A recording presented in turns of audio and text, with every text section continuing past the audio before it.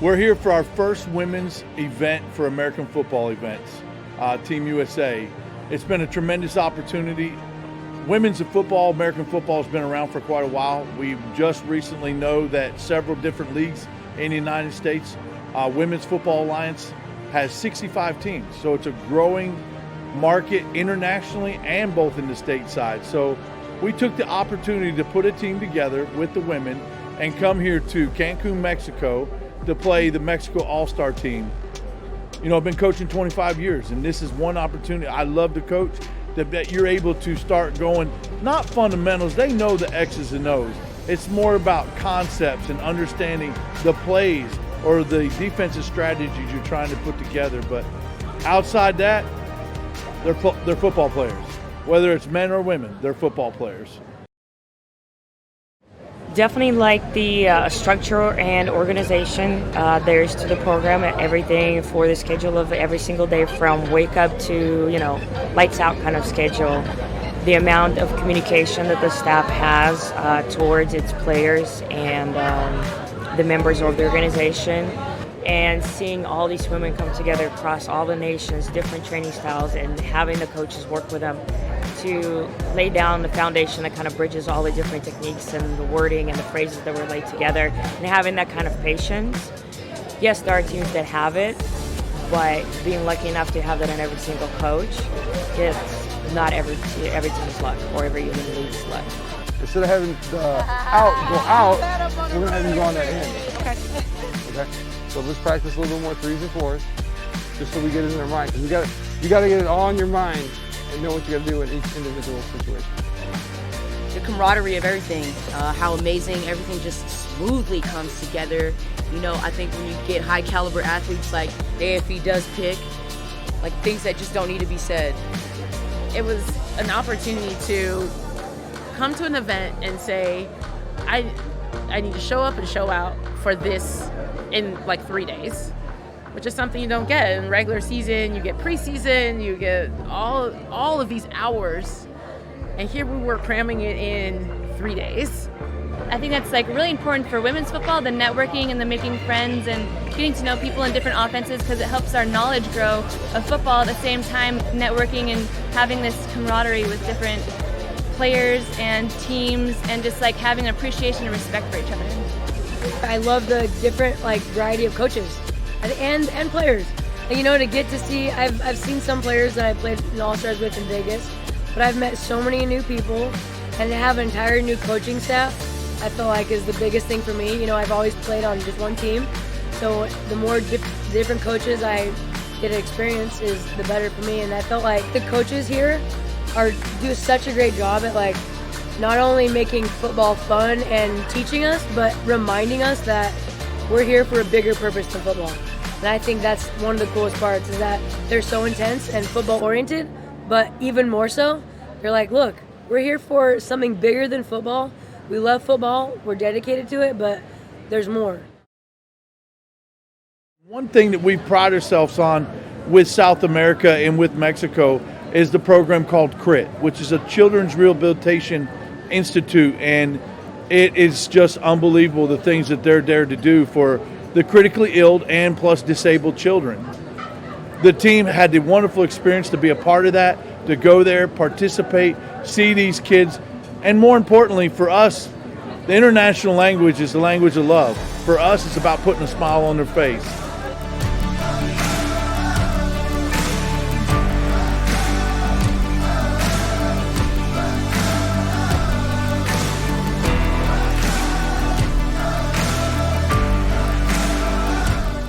One of the most amazing experiences of my life because of the outside influence that have nothing to do with football.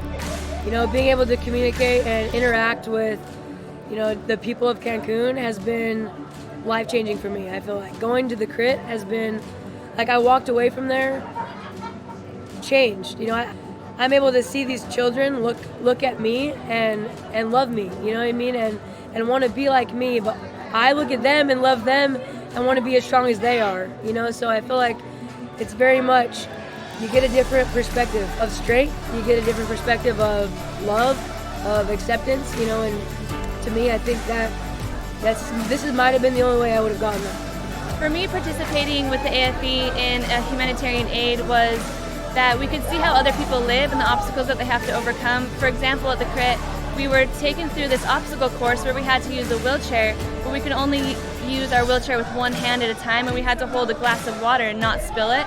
And that was sort of symbolic of the way that people have different disabilities in their life. For me, I feel like letting people see a different side of like a football player, you know what I mean? Your football players are tough and they're mean and they're this and that, and I feel like interacting with those kids, I felt like my heart melt, and all the soft sides of all the coaches and the players was seen, and I feel like that's so much bigger than what we bring to the football field.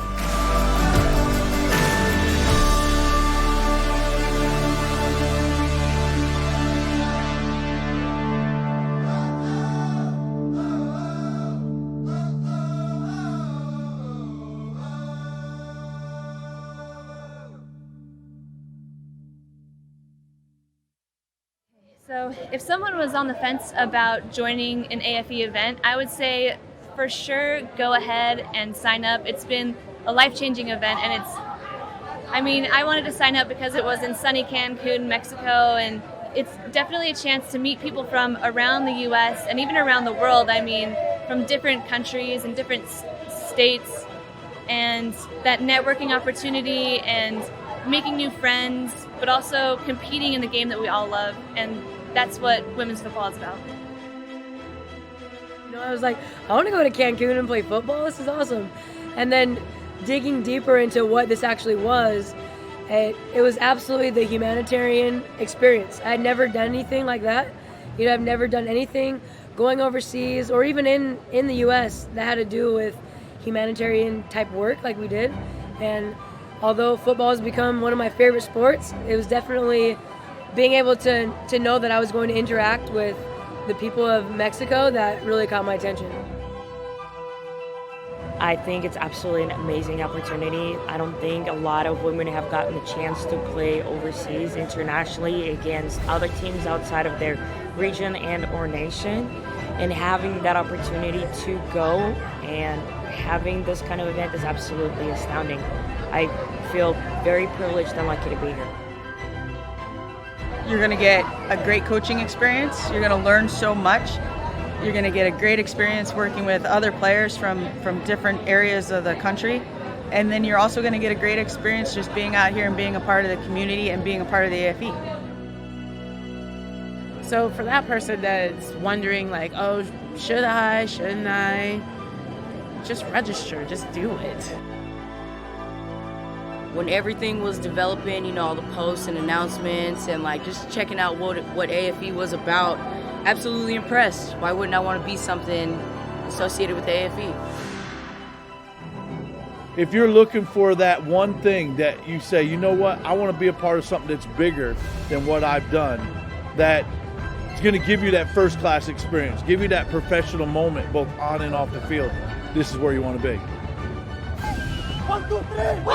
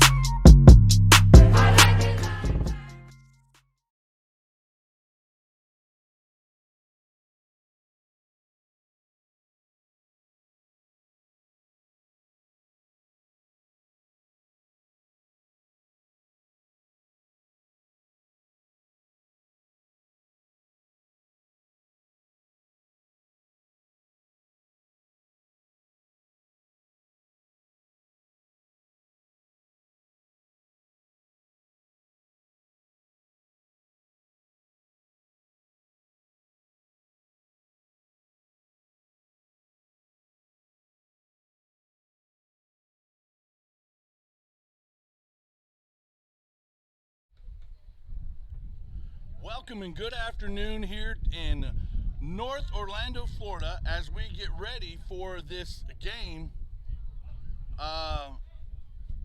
And we'll be back with you in just a brief minute as I get set for a couple of other announcements. Hey, go up to the press box for me real quick. Tell them we still got the national anthem and all that. I mean, we're 5 minutes early. The clock's off. Tell them we're still doing national anthem.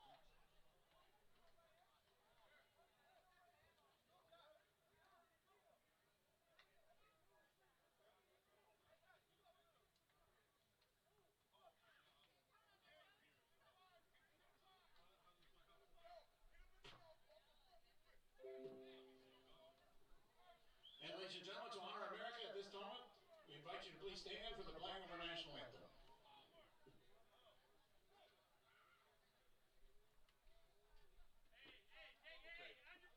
Put me back live and I'll get back on it. Sorry about that. We had a brief pause and we want to just get back to what we're doing. We're on our moment of national anthem as we honor the flag.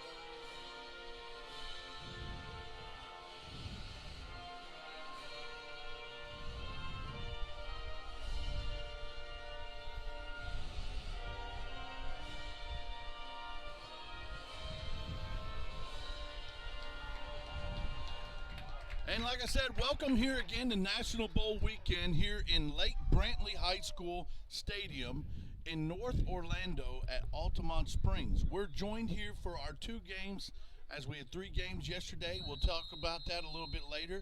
But 2 games today. Our first one here at 12 o'clock, the Tangerine Bowl, the NFE National Championship between the Connecticut Brawlers and the West Coast Soldiers. West Coast are based right here in Florida out of Tampa. This is their 3rd year being a part of this national championship weekend. The Brawlers have had 3 opportunities as well to be here in National Bowl Weekend. And we're looking for a fast and exciting game as we get ready to start the opening kickoff. The Brawlers won and have elected to take over on offense. The offense will come back out on the field at this time. And defense, West Coast Soldiers will prepare their defense. Each of these teams both had wonderful seasons last year. The Connecticut Brawlers with an undefeated season, part of the perennial New England League powerhouse. The West Coast Soldiers, part of the Florida Football Alliance. They were the 2018 Orange Blossom Bowl champs and the 2019 Tangerine Bowl champs from last year.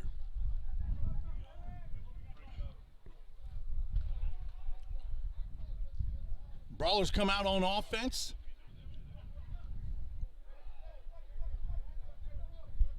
They'll line up in shotgun, double formation to both sides.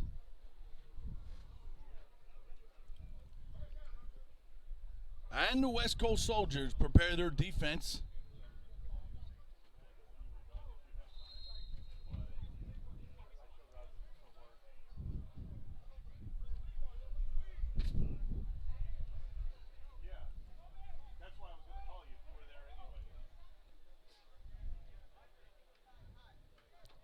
Not sure what's going on here. They're doing a quick substitution, but and here we go. And we're off. Brawlers waiting for the snap.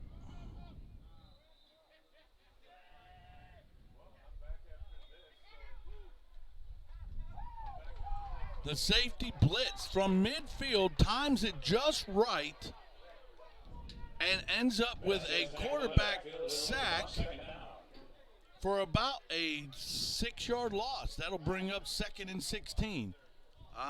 Steve, I don't believe we saw that yesterday, a safety blitz from the middle of the field. No, I don't think so. And a couple of the teams probably could have used a safety blitz at some point during the game to get their defenses going. But nice play there by the Soldiers. Yeah, the Brawlers are going to have to look. The quarterback's going to have to make sure he's seeing that blitz come and be able to replace that blitz with a quick pass or a quick handoff. That was perfect timing from that blitz. Brawlers once again stay in the doubles formation, shotgun, as the quarterback takes the snap. Quick pitch to the outside. He's got a couple blocks. He makes a good move, and he'll about get back to the original line of scrimmage. He'll pick up 4, and it'll bring it down to a 3rd and 12. Marcus ball gets out to the 25, be 3rd and 12. Ball will be placed at the 25-yard line.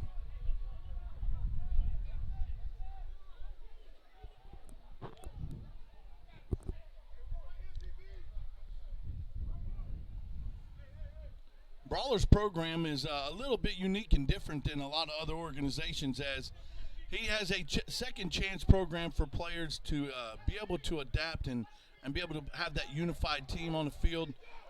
Even though he's probably sitting about 26, 27 players deep, they'll play hard as they did last year, and we're looking forward to it. West Coast Soldiers putting a little bit of pressure. Quick pass, drop by the receiver, in and out of his hands. It'll bring up 4th down, and they'll bring out the punt team. West Coast Soldiers, number 14, Quentin Burse, will go back deep for the Soldiers and await the punt.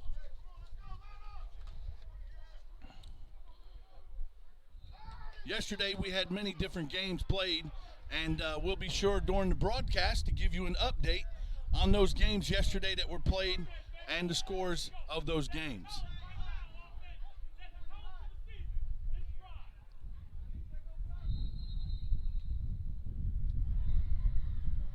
Kicker number 15, Jordan Endries, back to take the punt. Gets a good roll. It bounces out at about the 33-yard line. No return.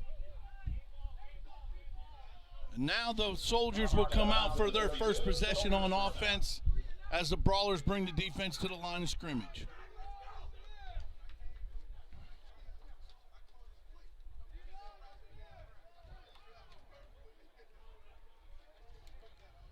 Yesterday, our first game of the day was the 12 o'clock game, the Orange Blossom Bowl with the East Penn Raiders and the Middle Tennessee Bulldogs. It was a tough game, but the Middle Tennessee Bulldogs put on a showing, coming away with a 41-0 victory over the East Penn Raiders.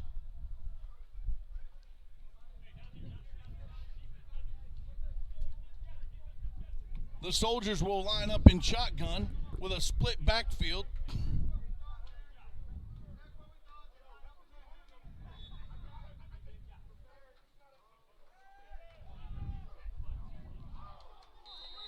Pass is a little bit long. It was intended for a receiver that was breaking down the field. It'll be incomplete, bringing up 2nd down. It is 2nd and 10 from the 32-yard line.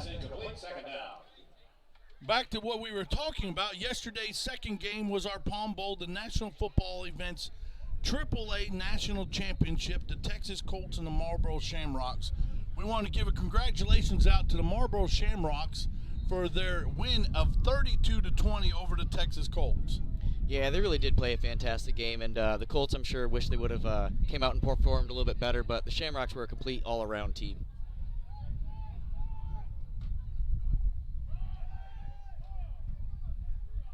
Nice run here by the Soldiers. He definitely got a few extra yards after that handoff. Met some tough players to hit, but just drove through it, picking up about a good 6 yards, 7 yards. It'll bring up 3rd and about a long 1.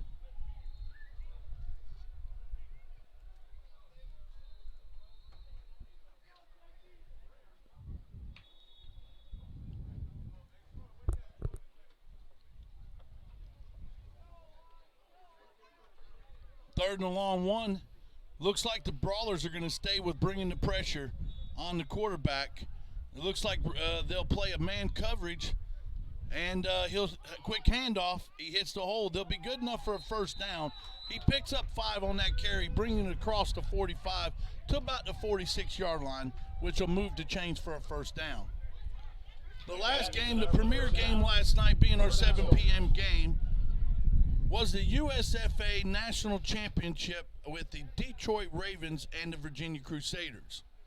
The Detroit Ravens showed an exceptional game against the Crusaders, and the final of that score was 26, 25? It was 26-0, Coach. 26-0 on that game. Great performance by the Detroit Ravens. They've had an outstanding season and year, and we congratulate them. Shotguns up, ball's on the ground. Low snap to the quarterback, through his legs. He was able to get back on the ball, but that'll result in about a 12-yard loss, which will bring up 2nd and about 22.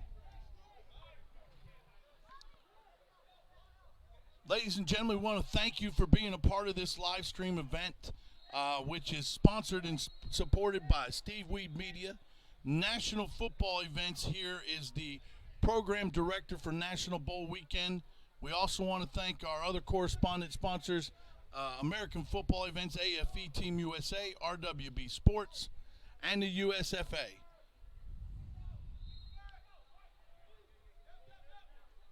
Colts will stay in a doubles formation, shotgun, single back to the left, lineman calling out the blocks, defense bringing the pressure. He'll drop back for a pass. He's looking for an open man. He throws it over the middle field. It is picked. Interception. That is number 1 on the interception. Nice defensive play there by the Newington CT Brawlers.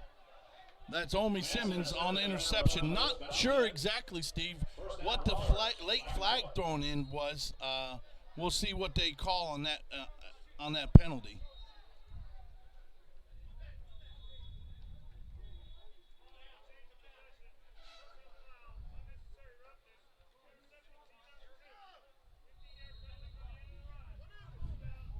Personal foul against the Brawlers, which will put it back 15 yards from that pick. Yeah, that was an unnecessary roughness call. I didn't see what the unnecessary roughness was, but the ref saw something they didn't like. Yeah, and we saw a few of those in the games yesterday as well. And as we said with the games yesterday, it's just as much mental it is physical. And a lot of times you got to keep your head in the game. I know Coach Bashan will be over there to make sure he conversates with his team about the penalty and get them back on track mentally as well. So here we are.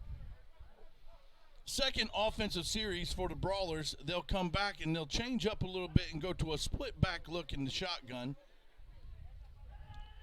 Defense will line up in a 4-2 defense. We got a quick screen. Defense snuffed it out pretty well.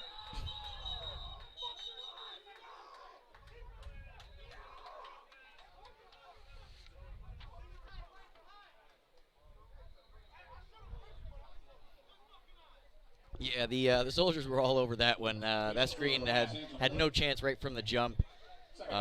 So hopefully the Brawlers can dial up something a little bit different here for their next play. I think that play was made by linebacker Sean Arrington, number 52.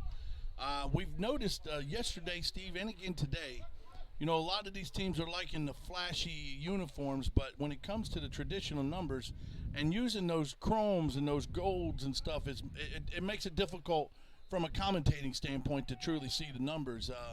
I know being 30 years opportunity, one of the things I like to see is numbers on the shoulders, the TV numbers. A lot of times we can spot them over a lot of the numbers. But that was a completed pass by the Brawlers, which will move the ball.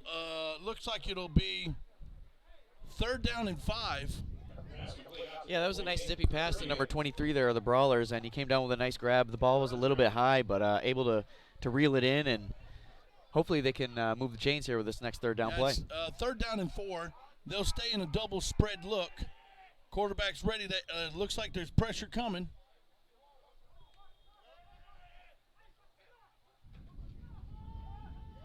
Yeah, the defensive pressure was in the backfield as soon as the ball was snapped.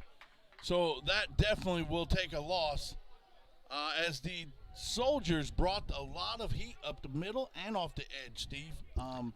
Just something they couldn't control. So now we're back to 4th down, and we'll make sure Coach Bashand brings the punt team out.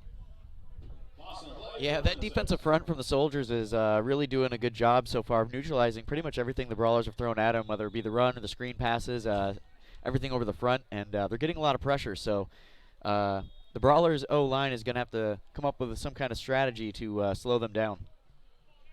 It's good to see the sunshine and some of the local West Coast Soldiers fans making the trip from Tampa area over here today to support their team. We as we await the punt from the kicker, Jordan Endries for the Brawlers. Back deep, number 14, Quentin Bursa. He's waiting to snap. It's a good punt. High punt. He's got an edge. And he's brought down and tackled by number 1 for the Brawlers. We also want to give a shout out for the Brawlers today. The Connecticut Brawlers from Newington, Connecticut. Their mayor, Beth Del Bono from Newton, Connecticut, has done a great job of making sure to support the team. Today the team is being supported by the town at TJ's on Cedar as they watch this live stream and support their program out here at National Bowl Weekend. Thank you very much from the mayor. Thank you for being a support program for Coach Bashand and the Brawlers, and best of luck to the Brawlers today. West Coast Soldiers quarterback takes it under center in a split back look. That was perfect timing by the Brawlers to make a perfect snap. Offsides against the defense. He's going to say he was a second too soon. And that'll give the West Coast Soldiers 5 yards on that offsides defense, moving the ball to second down and 5. Actually, it'll remain first down and 5 from about the 42-yard line.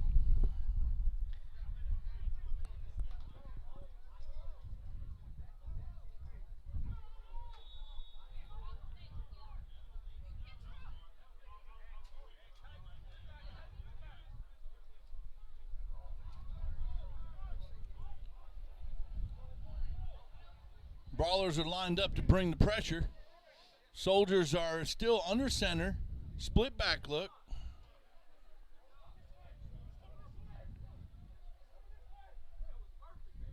Oh, we got more movement. Yeah, this time we'll back it back up. It was definitely on the offense.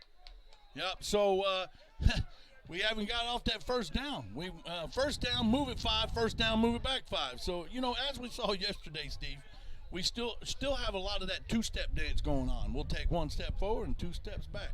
Yeah, the mental mistakes, like you've been mentioning all weekend, apparent with most of the games that we've seen, and these penalties just come back to bite teams in the butt later on in the game when things get close or things get out of hand, and you can only look back at these and try to learn from them. Yeah, one of the things that I had a person ask me earlier today before the coaches' interviews, a lot of these teams, it's been a while since they've been on the field. The West Coast Soldiers, they play a spring season, and with that spring season, this is actually a preseason game for them. They don't start until February 1st. The Brawlers, the last time they played was late September, early October. So, there's a little bit of rust there that they got to work out and get off to be able to do a good job. There again, we had offsides. That was a false start. False start on the Soldiers, backing up again 5. So now we're at 1st and 15. So we've went from 1st and 10 to 1st and 5 to 1st and 10 to 1st and 15. That's right. They go back to the shotgun spread look this time. Max protect. Pressure coming in his face. He throws it deep and, it is caught. And he will walk in untouched. A breakdown in the defensive coverage. The quarterback, Steve, took a lick. A guy come unblocked. That brings me back to my old days of the Carolina Panthers with Jake Delhomme. Oh, yeah. That I'll close my eyes and I'll take this lick, but I'll throw the Hail Mary because there's a good chance I'll trust my receiver to come down with it. And that resulted in about a 60-yard touchdown pass. Yeah, that was actually a really, really nicely thrown ball. It was exactly where it needed to be for the receiver to go get it, and he had a good 3 or 4 yards on the defender on that. So the quarterback did exactly what he needed to do to get his receiver the ball. Soldiers still don't have enough on the field, waiting on one. There, that last one comes. So now it'll bring up the extra point attempt, which they'll line it up as the NFL condition-wise. Ball's placed at the 15.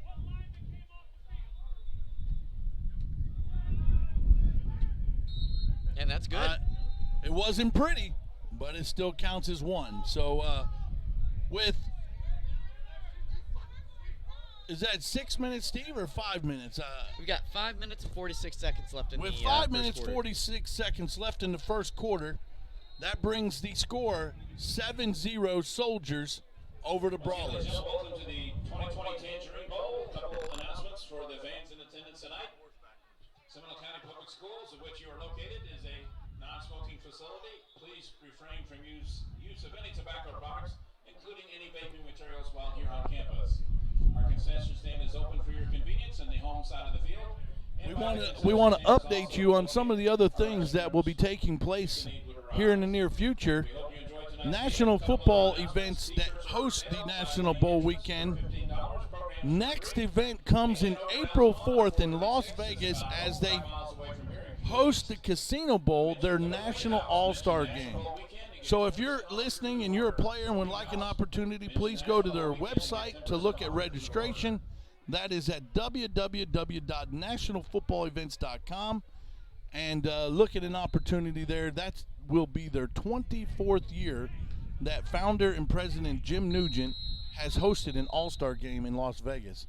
An amazing event. I've had the pleasure of being a coach during that. Once again, we got off to a quick start this morning here at Lake Brantley. My name is Dale Glossner, Coach G. I'm the head coach and director for American Football Events Team USA, and my co-host, Steve Weed with Steve Weed Media Production. Steve, glad to have you. We had a great turnout yesterday, 3 great games, and we're looking forward to 2 today to be just as exciting as it was yesterday. Yeah, the Brawlers are looking to come out here on their next drive and match the points that the Soldiers just put up so quick.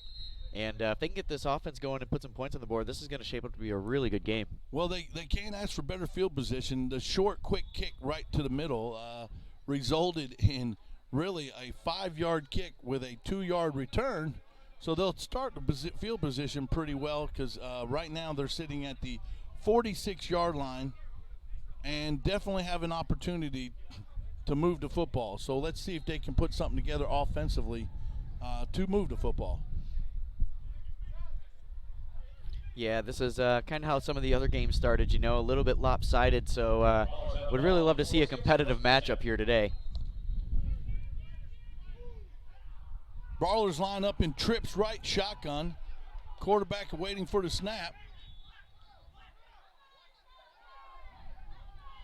Empty backfield, 5 wide, takes the snap.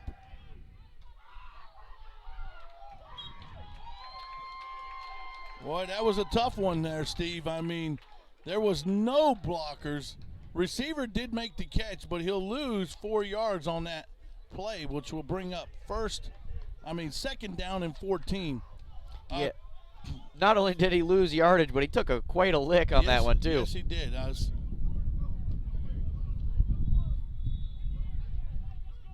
Going back to the 5 wide spread again. Defense will run a 3-4 defense. They'll bring a blitz. Ball's up. That's definitely going to be a flag. Yep. Oh, that was pretty obvious. Yeah, the DB knew at that point when the ball was in the air he was beat, Steve. And sometimes it results in either a touchdown or a pass interference. And, you know, he felt like the best option at that point was to take the pass interference. Well, the ball was a little bit underthrown. If it had been another 5 yards out in front of him, that might have been a touchdown because he had a couple steps on the defender there. Yes, he did. Now, we have a little bit more breeze today, and that probably will play a little bit of factor in the passing and kicking game. But you're 100% right. He definitely had a step on him. Looks like the Brawlers are ready to come back out of the huddle.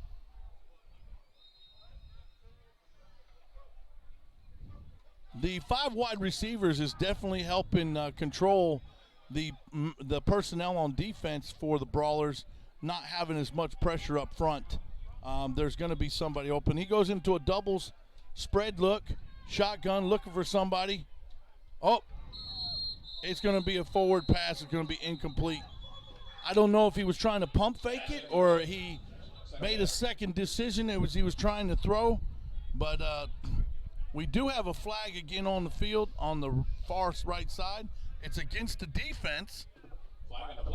Yeah, he just brought his arm forward and it just slipped out of his hand. So good call by the refs. Definitely was not a forced fumble or anything like that. But yeah, it looks like it just slipped right out of his hands. He tried to pull it back a little bit, maybe do a last-minute pump fake. Right. And it just slipped right out.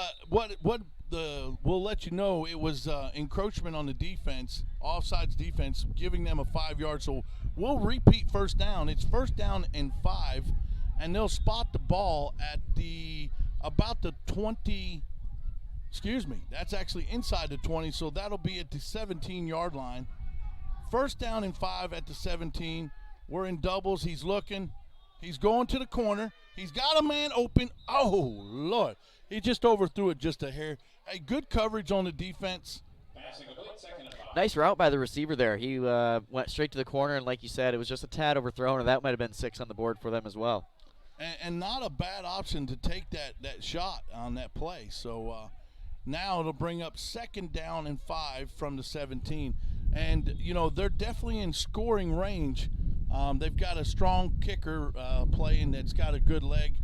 The wind could play a factor, as we said, but yeah, right now the wind is actually blowing into the face of the Brawlers, so this would be the end of the field that would have definite negative effects on that kick.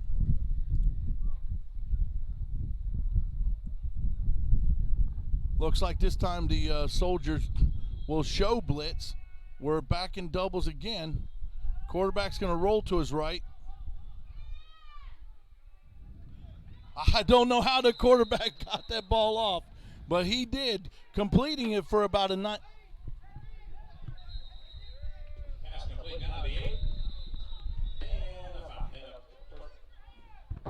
Completing it for a 9-yard pass, and that right there will make it a first down and move the chains. We got another flag. Oh, that's a killer. Oh, Lord. That's a killer.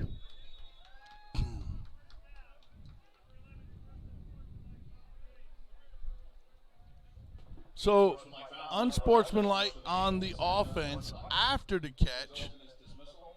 So, it'll be a first down. It's going to back it up 15 yards. So, the good progress they had just made on that last play, getting closer to the end zone, is going to be negated by that unsportsmanlike penalty. Yeah, especially when that put the ball down inside the 10-yard line. And it'll be first and goal. So, once again, that's their second mental mistake, and they've just got to get their head in the game.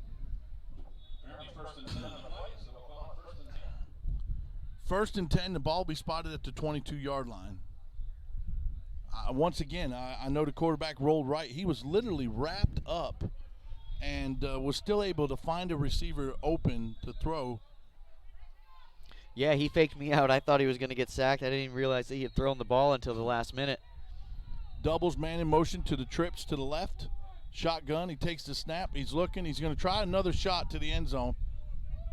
And he makes the catch, and he's going to be out of bounds. Oh, man, what a great snag, though.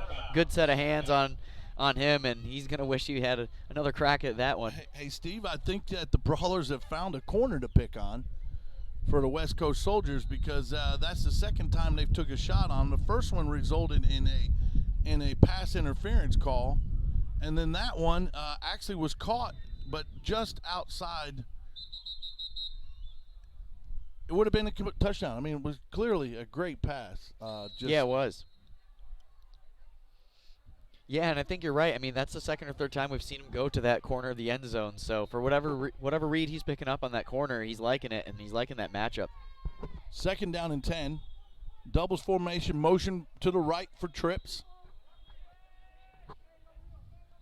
They're going to bring a little bit of pressure. Quarterback's looking. He's not 100% sure. He's going to have to do something to get rid of that ball.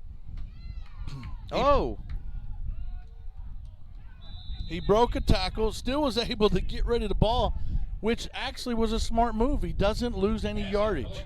You know, otherwise he would probably had about a 3-yard loss. So it's an incomplete pass. It'll bring up 3rd down. It'll bring up 3rd and 10.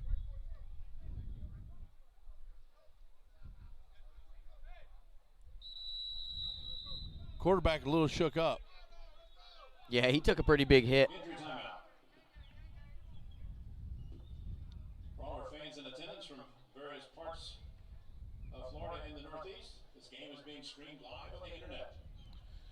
Yeah, right now we're on a timeout. Brawlers, I think they're just giving a check on the quarterback. He took a pretty good hit. But, you know, these guys are tough. We saw it yesterday. A lot of times we thought, man, they may not get up, and they get up and they get back in the game. You know, we want to make sure everybody listening and live stream-wise understands and knows that with minor league semi-pro football, these guys do it for the passion and the love. I mean, they look for an opportunity to possibly go arena or go overseas or, you know, but when it really comes down it, they all have to get back up tomorrow morning and go to work. Oh, yeah, absolutely. And most of these guys pay to play.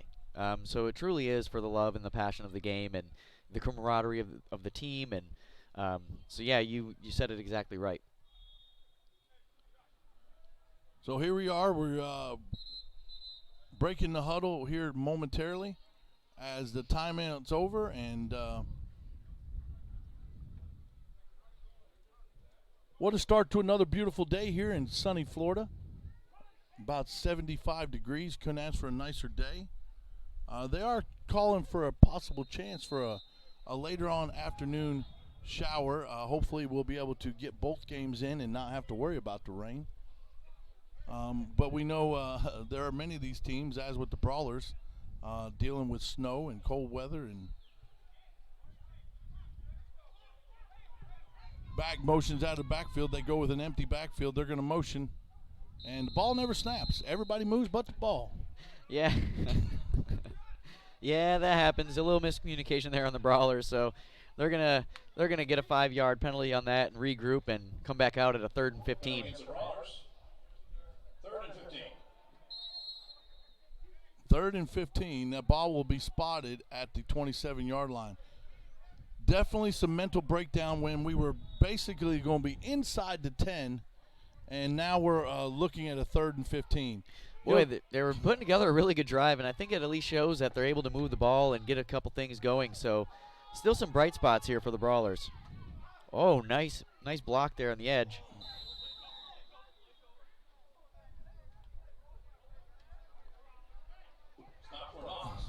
Tough play, being at 3rd and 15 to run a jet sweep to the left. The Soldiers sniffed it right out and was there to make, actually, to take a 3-yard loss. So it'll bring up, at this point, we're looking at about 3rd and 17, 3rd and 18 from about the 30-yard line. Yeah, and ever since that unsportsmanlike conduct, yeah. They've been moving backwards. So yeah, definitely did not have an opportunity to regroup and pretty much take themselves out an opportunity to put some points on the board. They were definitely in a field goal range. And with the wind direction basically back in the kicker's face, right now it would be a 47-yard field goal directly into the wind. Well, and I know Jordan Endries, the kicker on the Brawlers, definitely has some range, but that might be a little bit too much with the wind.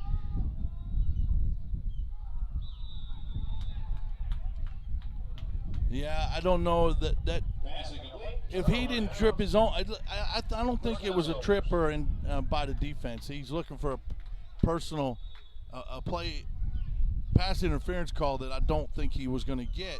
But I think, Steve, the way it looked, he had a chance still at the ball if he didn't trip on his feet.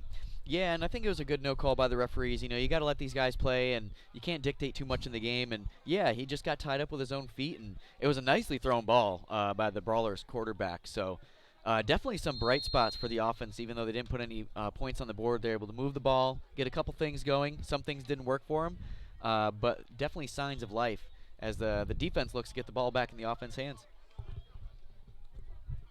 Brawlers will line up in pass formation in shotgun. Brawlers are definitely still bringing the pressure. That was one of the things Coach Bashan told me, is that we're going to bring pressure on every down to the quarterback, and we're going to make our corners be playmakers. So they run a cross buck in the backfield, fake to the tailback, and hand the cross buck, which has a small opening and a hole, which he actually picks up almost 5 yards, and they'll actually move it. They'll spot him with about 4 yards, so it'll bring up a 2nd down and 6 from the 34-yard line. Yeah, that was a great effort by the Soldiers running back there to make a lot out of nothing, really. It was sniffed out pretty well by the Brawlers defense, but like you said, he was able to find a hole and push forward and pick up 4.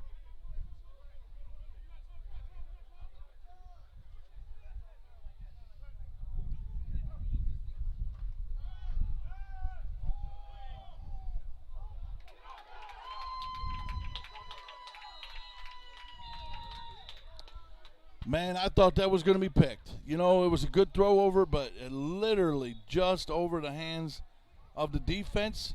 Receiver was still there to be able to make the catch. Yeah, that was a nice pass. Definitely a dangerous pass, but a nice pass nonetheless. And great catch by the receiver, and he had the wherewithal to get up and keep running, picked up a couple more yards by not being ruled down. And that's going to take us to the end of this first quarter as we wind the clock down. And that is the end of the first quarter. At the end of the first quarter here today in the Tangerine Bowl, the Soldiers 7, the Brawlers 0. And we'll take a brief commercial break here and be back to you in just a second.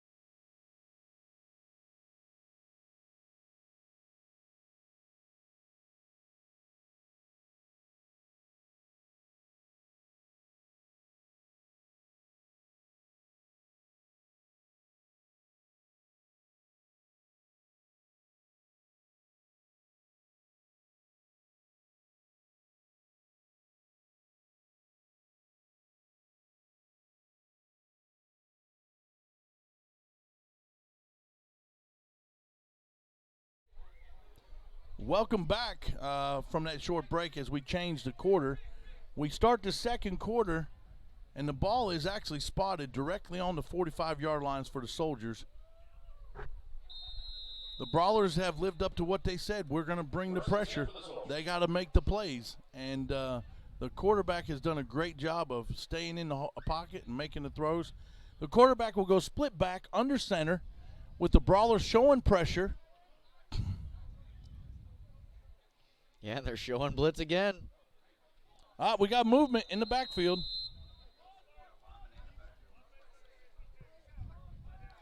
That's going to go on the offense. And the white hat, he saw it very quickly. That'll move him back. That makes about the 5th or 6th offsides, illegal motion by the offense. So once again, we're starting at 1st and 15 for the Soldiers. And as we said earlier, Steve, this kind of is their preseason game as they start February 1st. So, you know, you're expecting some of those mental breakdowns of understanding the snap count, hearing the quarterback, getting the rhythm and timing. So, Well, and I think maybe some of these blitz packages are starting to make these linemen a little bit nervous. They're pressuring them every single play. It definitely looks like the Brawlers are doing a great job on the run defense. Just make a few adjustments on their defense when it comes to the pass, and defense is holding their own. Yeah, and conversely, I mean, the West Coast offense is still looking to put more points on the board, and they've been able to move the ball pretty well. And like you mentioned in the break, the quarterback is able to get some pretty quick passes out and accurate as well. Even though he's taking some shots, they're definitely moving the ball really well in the first half. They'll line back up in the split backfield. Quarterback under center. He's checking the defense. He knows the pressure's coming.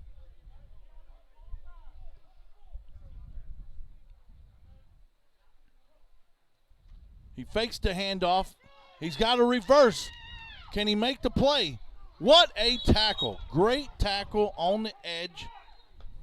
That was a fantastic open field wrapped up tackle, textbook by the Brawlers. Yeah, that's Mario Aka. Mario is been around for a while and had some experience with AFE Team USA. Just recently played in the Caribbean Bowl in Mexico, where they came away with a 29-12 victory for AFT Team USA. And we saw some explosiveness in that game with Mario as well. So great explosiveness to get there and make the tackle for a loss, bringing up a long third down for the Soldiers. And some of that pressure is definitely working for the Brawlers right now. So quarterback will drop back into the shotgun formation where he'll line up in doubles both sides. Halfback set to his left. 3rd and 17. Man in motion to the right. Going trips. Trip. Ball's away. And that ball will fall incomplete. Great defensive coverage, bringing up 4th down. Yeah, and a good effort from the West Coast Soldiers there to try to make something out of nothing. And it looks like we have a roughing the passer call against the Brawlers. So an unfortunate penalty for the Brawlers there. Wow. The Soldiers are going to get an automatic first down and 15 yards out of that. So, again, coming back to the mental breakdowns. Breakdown. You're exactly right. And the thing about it is, sooner or later, that penalty itself is coming because of the type of pressure. Oh, yeah. You bring a lot of pressure and you're after that quarterback. If you don't get to him and you're a half a second late and that whitehead standing there watching, 9 times out of 10, he's going to pull the flag. Yeah, and it's unfortunate because the Brawlers did exactly what they needed to do there to get the ball back. So the West Coast Soldiers showing the signs of life, and they're going to keep this drive alive. And we've got a timeout by the Brawlers here as Coach Bashan is going to take a minute to talk with the squad. Well, it looks like he actually had 12 players on the field and still had one running towards the sidelines as they were getting ready to snap. So, that's actually not a bad time to call the timeout, just to limit field position again. We don't need to go back to the 1st and 5 for the Brawlers. So the Soldiers are definitely right now playing a better mental game. And it's kind of the reason why we're sitting at 7-0. Yeah, both defensive teams have been playing really good today. So it's definitely going to be a ground and pound, one in the trenches type of game today.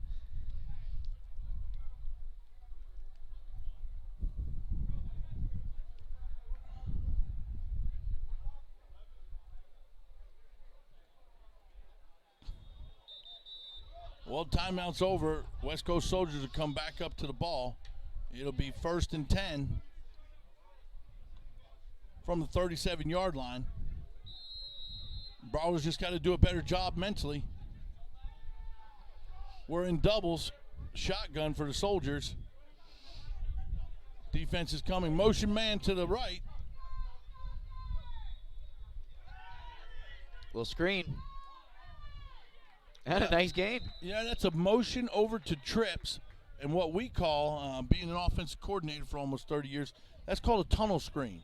You bring your outside split end back to the inside, looking for those blocks to clear a lane, and it worked for them. They picked up some yardage, moved moving the ball. And now puts them in a good position for second and short. It'll be 2nd and 3 from the 31-yard line.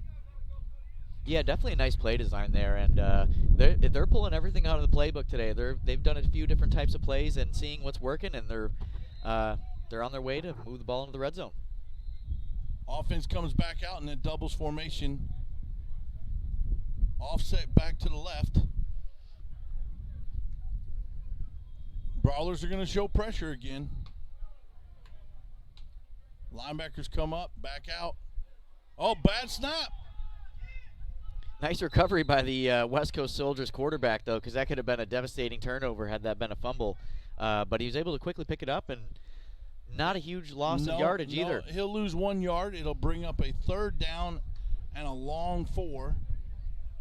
As you're right, there's been a couple bad snaps, and we saw several yesterday in the 3 games that we watched. Matter of fact, which a couple times resulted in scores. Yes. Yes. I think it took almost till the second half in the first game before we saw our actual first offensive score. We had special team score. We had defensive scores. So here we go. We're 3rd and a long 4 for the Soldiers. They'll stay in the double spread look. That pressure on the center is probably making him have a difficult time. They'll motion to the left into trips. He's open down the sidelines. Oh! Great job by the safety.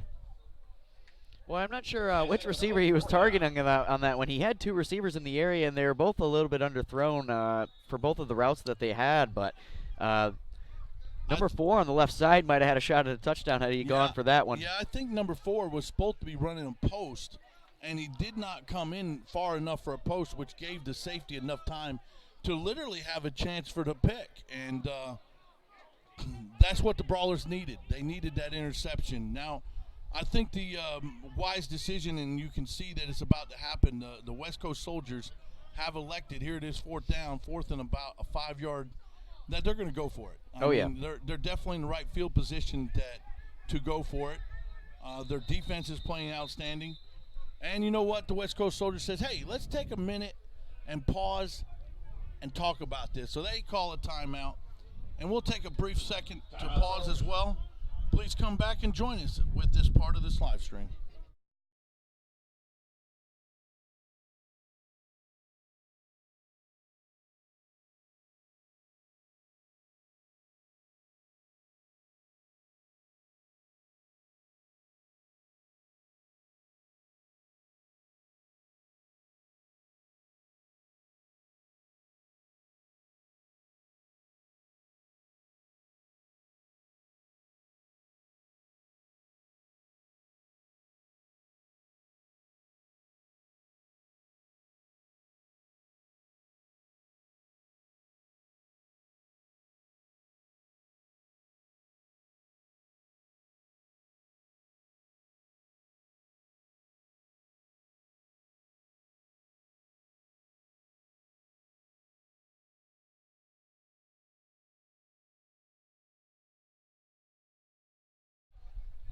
After that short, brief timeout, Soldiers are lining up once again. This time it looks like they'll line up trips to the right with a tight end.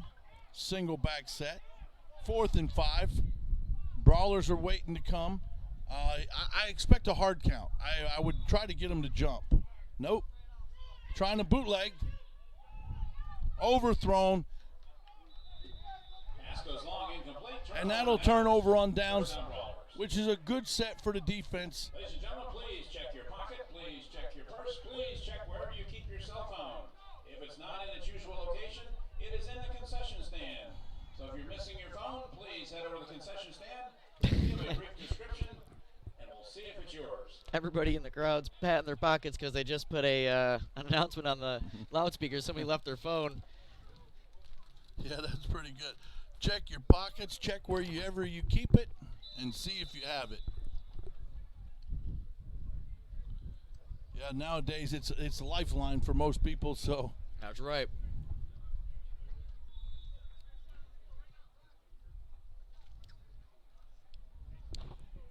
Brawlers come back to the line of scrimmage on offense. They'll bring their offensive series back out. Defense will line back up in that 3 front. They're running a 3-4 defense. They bring in some pressure. We got a motion to trips to the right. They'll run the tunnel screen. Got a missed tackle. Nice play. That'll result in a first down. It'll bring up a pickup of 11 yards for number 22 with that carry. That'll be Marcus Ball. Yeah, and where they didn't have as much success earlier with the same play, they actually found a little bit and got some breathing room there to make a play and get a few yards. Yeah, you definitely had the blocks there this time, and that's what helped move the football. And like I said, ladies and gentlemen, I'll do my best to be able to pick the numbers. That actually was great because it came right in front of us. So was able to find that number with those bright chrome numbers here in the sunshine. They run the same motion. They're going to run it again. Ooh, wow, he just needs to make that catch. Oh, man. That was another big play. That would have been good for 20. In and out of the hands of the receiver.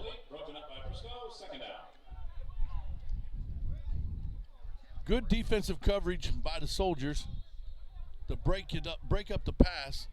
It'll bring up 2nd and 10 for the Brawlers.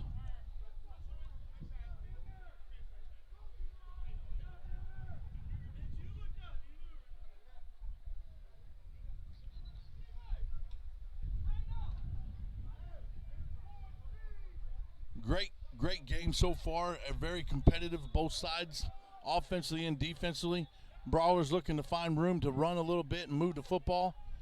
As they're in a double shotgun formation, looks like defense will bring some pressure. That ball's in the air. It's going to float out of bounds. That might have had some wind deflection there, Steve, as yeah, that was definitely overthrown a little bit and a little bit too far to the outside for the receiver to even make a play on it because it was about 3 or 4 yards out of bounds, but taking a shot deep there, trying to make something happen. Yeah, they need to look back at those short routes. The defense is playing very loose, not wanting anything deep, and giving many opportunities underneath. So we'll see if he makes an adjustment at least to get it to the sticks at 10 yards. 3rd and 10 now set at the 42-yard line for the Brawlers.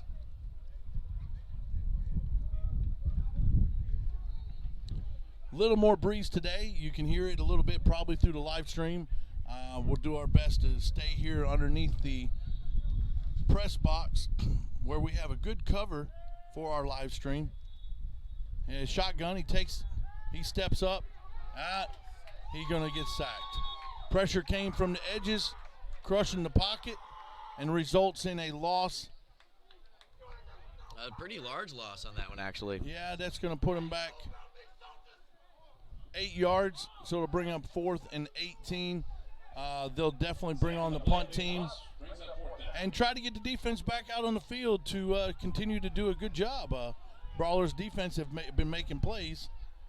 Yeah, and likewise, I mean, the West Coast Soldiers, they've been doing a great job on defense containing the Brawlers, and even when they start to move the ball a little bit, they come up with a big stop. So props to the West Coast Soldiers defense. Very much so. The defense on both sides have really been playing outstanding.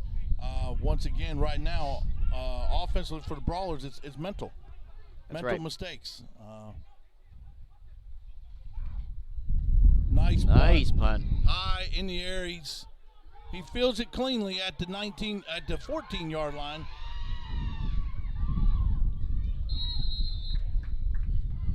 Great return. That brings the ball back out to the 46-yard line. 32-yard return. Yeah, that was a booming punt from Jordan Endries, also an AFE Team USA player. 56-yard punt. Also known as the athlete. Hey, don't look right here.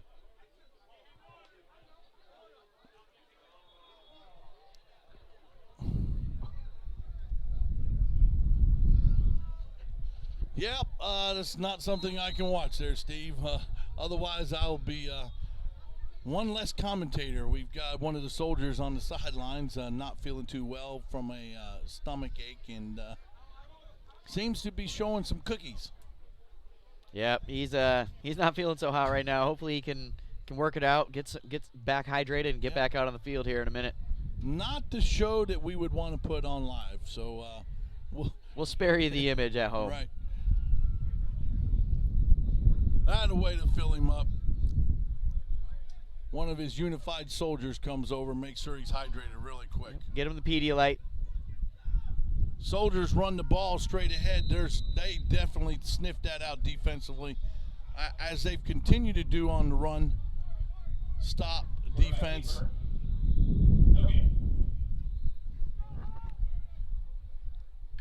And that'll be no gain. They'll bring up 2nd and 10. The ball will stay at the 46-yard line.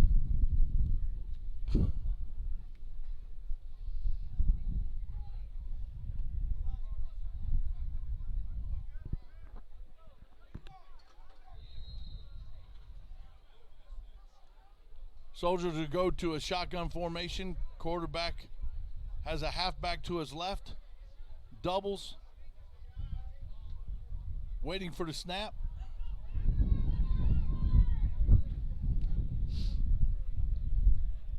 Quarterback giving a little bit of direction for the protection.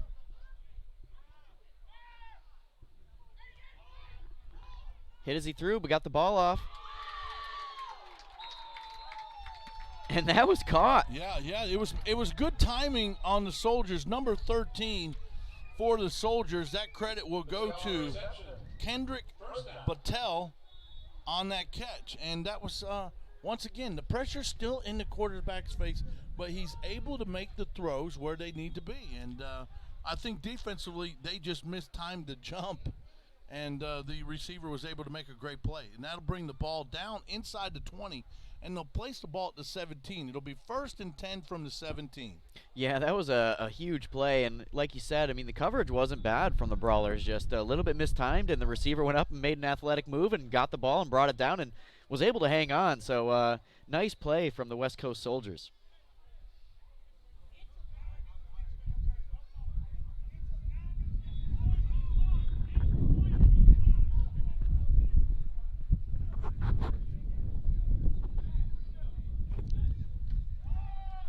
Little sweep to the outside out of that, and that gets sniffed out real quick.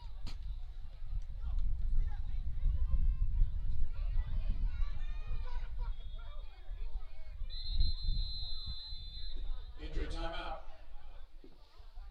And we've got an injured Brawler on the field right now. So we're going to take a quick break, and we'll be back here shortly.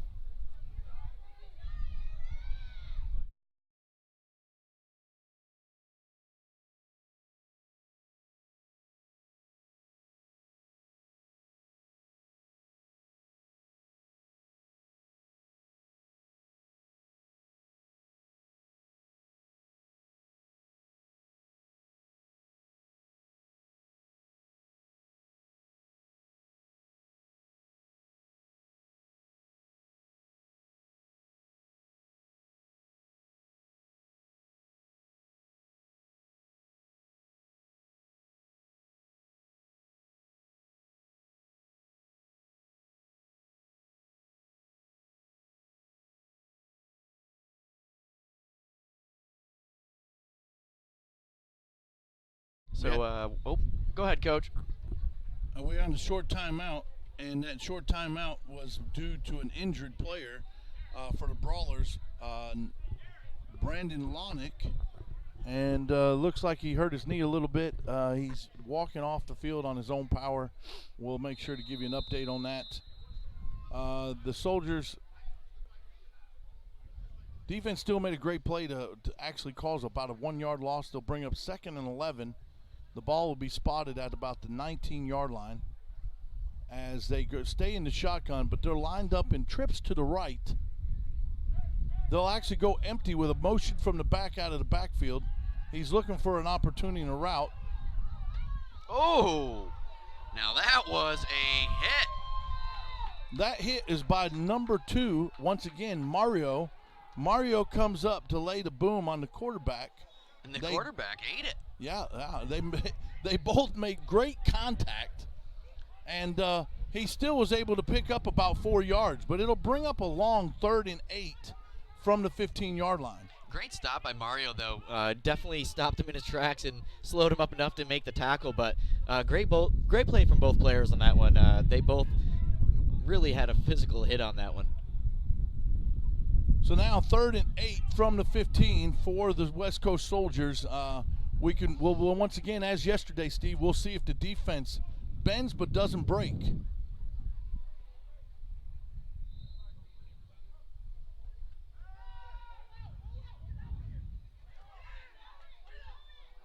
Oh, he broke the tackle. This play's still alive.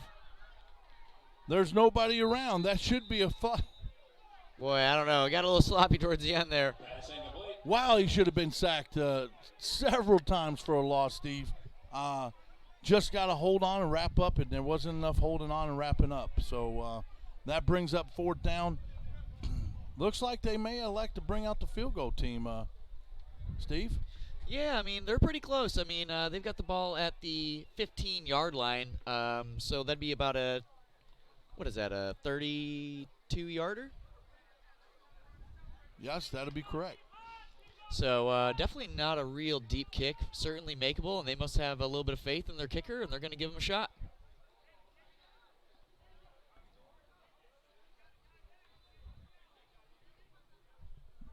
Brawlers elect to put one back deep just in case it's partially blocked or doesn't make it there. And it's a bad snap. It's on the ground. And the kicker will be smart just to cover it up. The holder did not get the ball into his hands and down. So they'll turn that over on downs. Great defensive stop again for the Brawlers. And they'll take over the ball 1st and 10 from about the 23-yard line. Boy, and if you're the West Coast Soldiers, you can't help but feel a little bit slighted on that. Your offense was moving down the field, a huge play to start the drive, and then just stalled out. So the defense is going to come out and try to get him the ball back and give him another crack at it before the half. But the Brawlers in good position to tie this thing up if they can put some points up on this drive. That very, very well.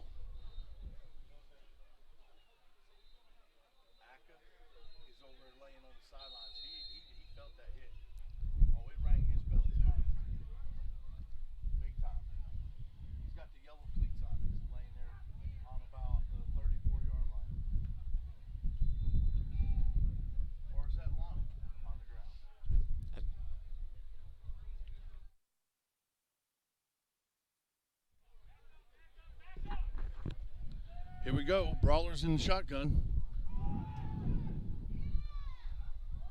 Great run. Great. Physical run. He made a few of those yards on his own. Yes, he did. Yeah, not a whole lot there. So picking up any yardage on that was a good run by him, but a nice physical run from the Brawlers, number 25. They'll spot him with about 4 yards.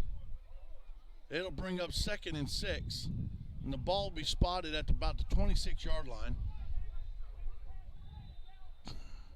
Still 4 minutes to go in this second quarter before halftime. And as you said, just a few plays, and they may be able to give themselves a chance. Well, the same play, they ran the exact zone read play, and the defense sniffed it right out, bringing it right back to the line of scrimmage, Steve. So that's going to bring up a 3rd down and 10.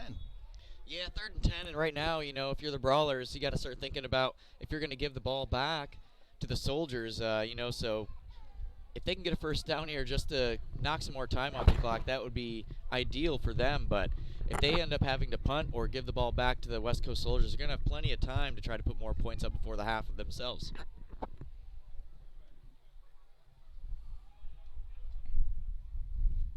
Brawlers break the huddle. We're approaching 3 minutes. 3rd and 9. And they'll actually mark that 3rd and 9. They'll go empty backfield, trips to the left. Shotgun.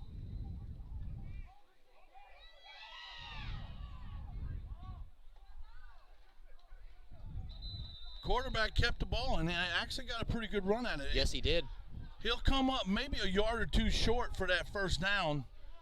It'll be interesting, Bashand is a gambler. Yes, he is. And he made sure to actually tell me that in the pre-interview. He's like, I'm a gambler. And he calls a timeout. He's going to look at the situation, see if he feels like it's a good opportunity to try and keep this drive, maybe to get those 7 points back on the board. Yeah, and I mean, if you're looking for a 4th down opportunity, this is going to be about as good as it's going to get. You know, you've got a 4th and 1, chance to keep the drive alive before the half and tie it up. So I wouldn't be surprised if he goes for it here.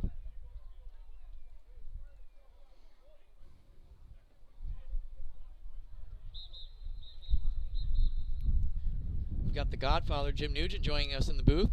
Yeah, we want to welcome the founder and director himself for national football events with National Bowl Weekend here, Mr. Jim Nugent. You guys are really doing one heck of a job. Everybody just loves what you're doing. We appreciate that very much, Jim, as he makes sure to point out what a great job's being done here with the live stream this weekend. He wants to make sure to put the word out again. The next national football events will be the All-Star Game in Vegas. And I believe that's going to back him up. Yeah, we had a little bit of movement on the right side of the O-line there. But as I was saying, we want to make sure to point out the next national football event will take place April 4th, the Casino Bowl, the 24th annual Casino Bowl All-Star Game in Las Vegas. And if you want to be a part of that, please go to their website, www.nationalfootballevents.com, and look for an opportunity to register.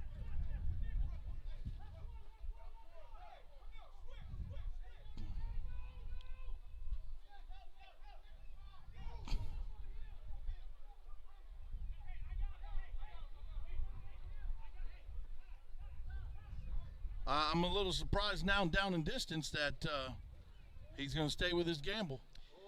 Yeah, I could have sworn they're going to spot the ball a little bit closer to the 1st down marker, but like we mentioned, he's a gambler and he's going for it. I think the West Coast Soldiers took the gamble too because they actually declined the penalty, knowing that he's going to stick with the play. So we'll see how this turns out. Here we are, shotgun formation, doubles both sides. See if we can get a hard count and get somebody to jump. He's looking. He's throwing it deep. There's a chance. That's a pass interference. That's going to move the football. And the gamble is going to pay off for Coach Bashan because that's going to get the ball in really good field position for them on the other side, on the Soldiers' side of the field. West Coast Soldiers coach is not happy, but from up here in the box, it's the right call. Yes, it was. Defensive guy was completely all over him before the ball got there. And they'll move that. That's a spot foul, and that'll bring the ball down to about the 50-yard line. And that will be 1st and 10 from the 50. So like you said, Steve, we talked about it. Coach Bashan, a gambler himself, and took that gamble and moved the football. You know, being familiar with the Carolina Panthers and Ron Rivera, you know, Riverboat Ron, he likes to take those gamble opportunities as well. We want to wish him the best of luck now that he's head coach for Redskins. We'll see what kind of opportunities he can put. And, you know, many of you know today, being football day, the National Football Events has both their conference championships to see who will actually be in the Super Bowl. And right now, the Brawlers and the Soldiers are playing for their Super Bowl. So we'll see what the outcome of this is. Quarterback takes a quick throw. And ball's complete. Yep, that's going to be a face mask, actually. From here, now we're going to get one from the sidelines. Once again, mental errors. Mental. The Brawlers have to learn to control it, Steve. Yeah, that would have been a face mask, giving you an additional 15 yards. Then we get a flag for somebody running their mouth on the sidelines. Yeah, you give up the 1st down, the 15 yards, and all the momentum that you gain from a penalty like that. So another mental breakdown from the Brawlers, and yeah, some of these guys just got to keep their tempers in check. This may result in just offsetting penalties, so we're going to see. He's actually carrying the ball to the spot, so we'll see what he says.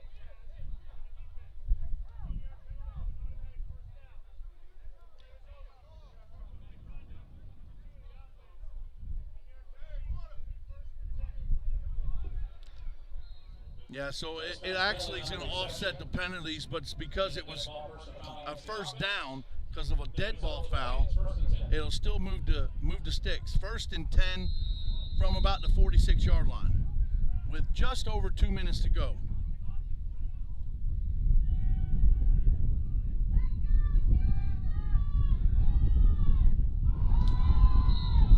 ball was thrown high for the receiver, right through the hands of the defensive back that could have had an opportunity for a pick, and that'll stop the clock at 2:14 and bring up 2nd down and 10.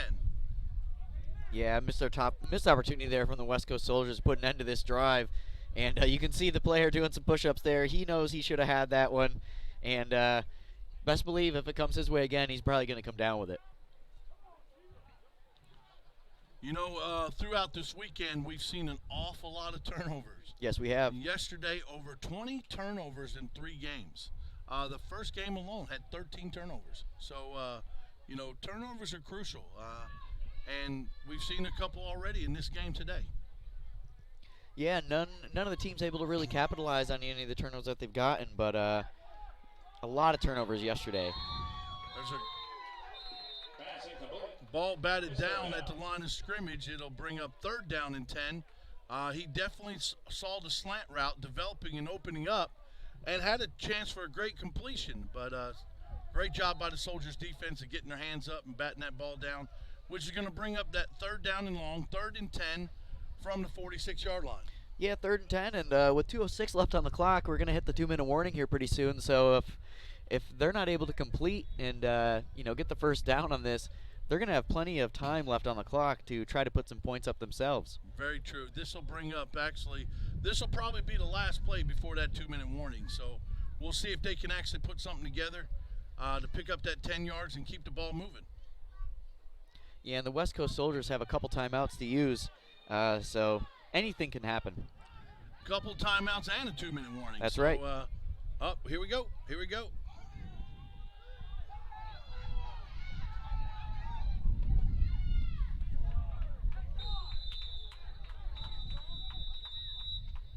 Well, another big collision there from the quarterback of the Brawlers. 2-minute warning, 2 minutes till halftime. And that's going to be the 2-minute warning. And that'll bring it down to the 2-minute warning here at the first game on Sunday. The Tangerine Bowl, the National Football Events AA National Championship with the Connecticut Brawlers and West Coast Soldiers. And as we said, they both have experience here with National Bowl weekend, as this is the 3rd event for the Brawlers and the 3rd event for the West Coast Soldiers. So we've seen a really good game. Every game this week has resulted in a pretty marginal difference in the first half in the scoreboard. But right now we're at a close match. We're 7-0 with the Soldiers over the Brawlers, and we'll see what the I can pretty much tell you, Coach Machan's probably going to take another gamble here at 4th down and a 6, being that he needs the points. Well, he went for it on his own 30. Definitely would be surprised if he didn't go for it on the West Coast Soldiers end of the field here, so why not?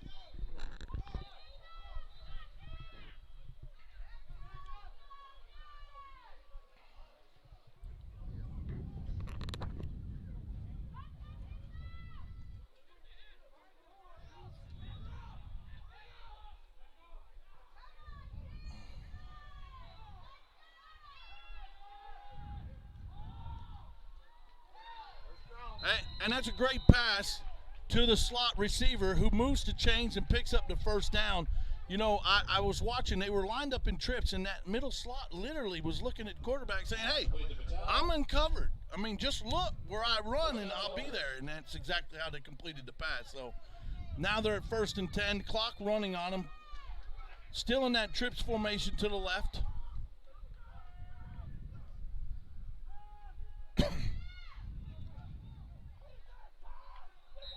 Took a shot down the field, falls off the hands, incomplete. He had a receiver to the outside that was completely uncovered, just did not have a time to see him due to the pressure brought by the Soldiers. But once again, that will stop the clock, bringing up 2nd down and 10 from about the 34-yard line. Yeah, a couple of broken defensive coverages here from the West Coast Soldiers. And they're lucky that a bigger play hasn't taken place, leaving the receivers uncovered like that. It's very close, Steve. I mean, several times now we've seen that literally, you know, just ball just over the receiver's hands or just outside, you know, out of bounds. So, you know, it's coming. I mean, they just need that one connection, and they can really put themselves back in this game. And we'll see what they do right now. It's 2nd down and 10, and they'll line up again in trips.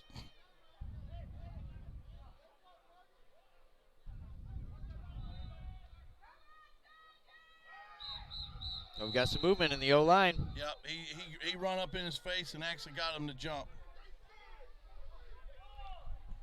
That's going to back him up 5 yards. Nice work from the West Coast Soldiers, applying the pressure and getting the O-line to jump. Yeah, we've seen a lot of false starts on both sides of the ball. So once again, it'll bring it up 2nd and 15 now from the 39-yard line.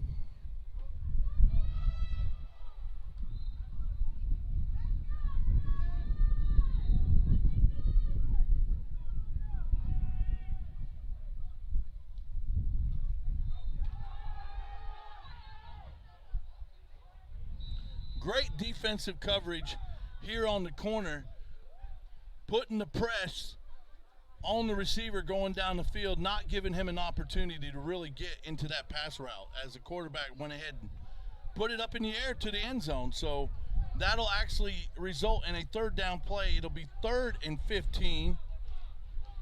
And, the Brawlers have found ways to keep this drive alive. So we'll see what they can do again here in 3rd and 15.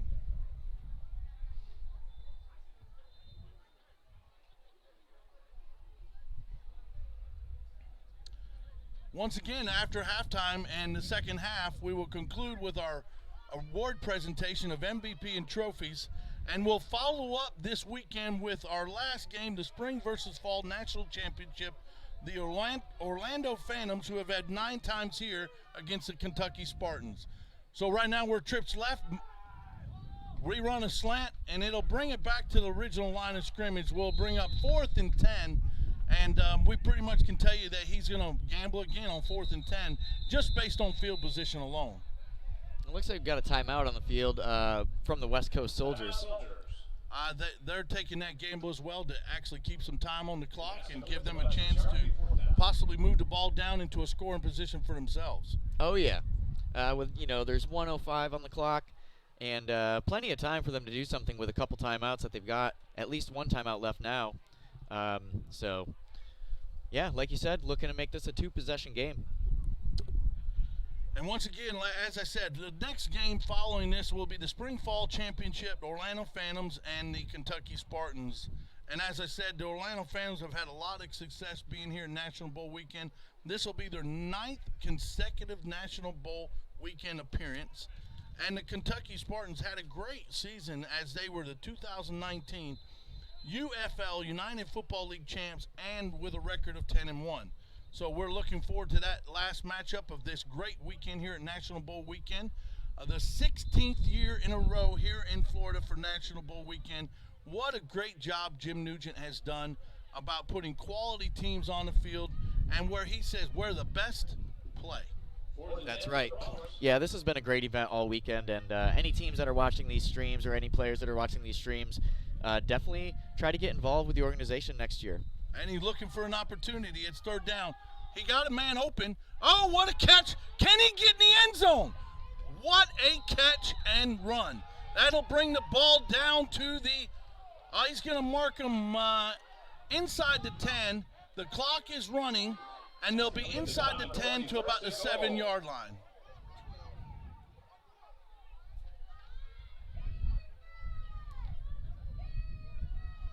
Uncover slot to the left. Does he see it? And he just throws that one away. It was kind of a broken play from the start, so better safe than sorry. And the Brawlers are going to come back with a 2nd and goal here. We're 34 seconds away from halftime, and we've just now received a little bit of a sprinkle as it starts to drizzle just a little bit on the end of this first half.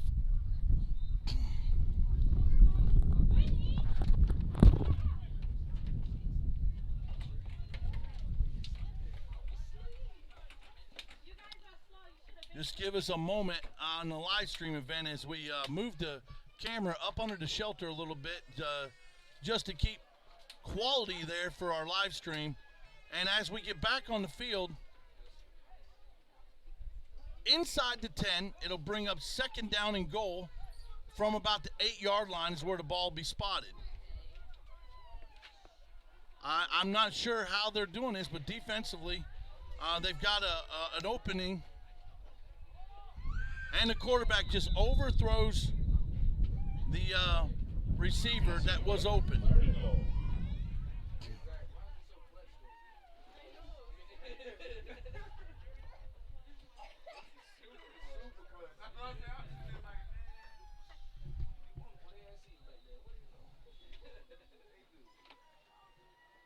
Third down and goal coming up. Maybe at the half. 29 seconds on the clock.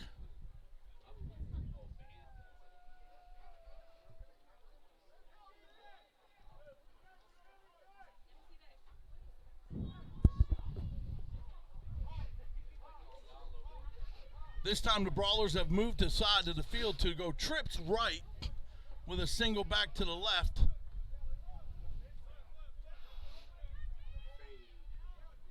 That's what I'd run. Fade to the left corner, one-on-one.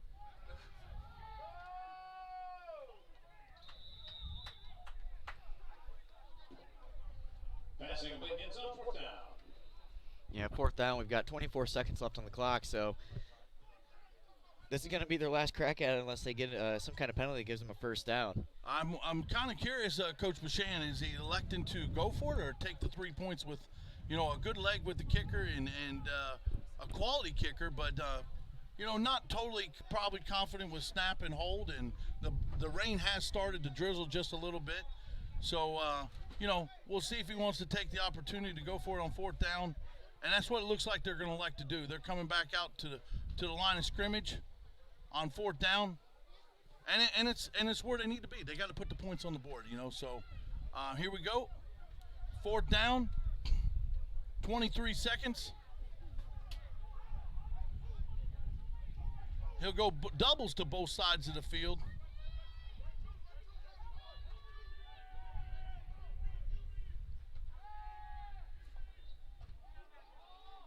Oh, man. Overthrown, man in the end zone. Would have been a touchdown.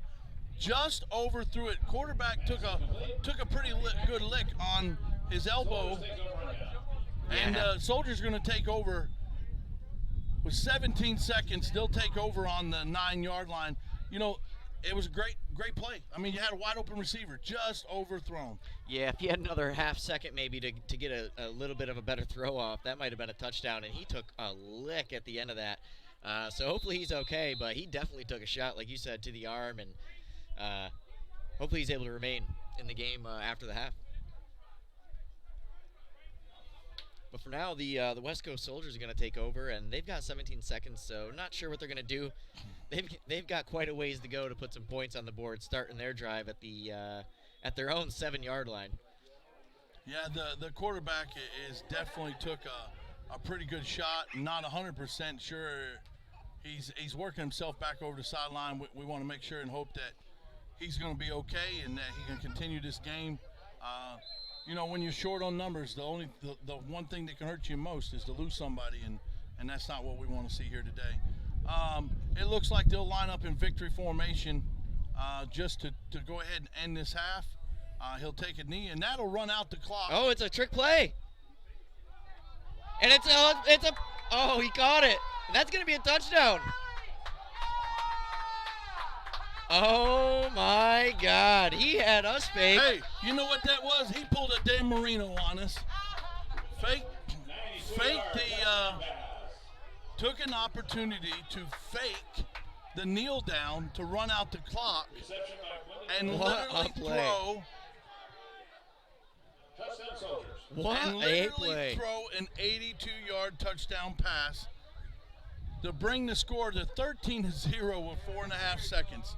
Yeah, up here in the box, it got me for sure, Steve. I was looking for the kneel down. I saw everybody surround the quarterback for the kneel down, and the outside receiver just took off.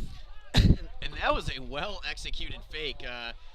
He had everybody fooled on the field. They all stood up. Nobody was ready for that one. So great call from the West Coast Soldiers coaching staff. 100%.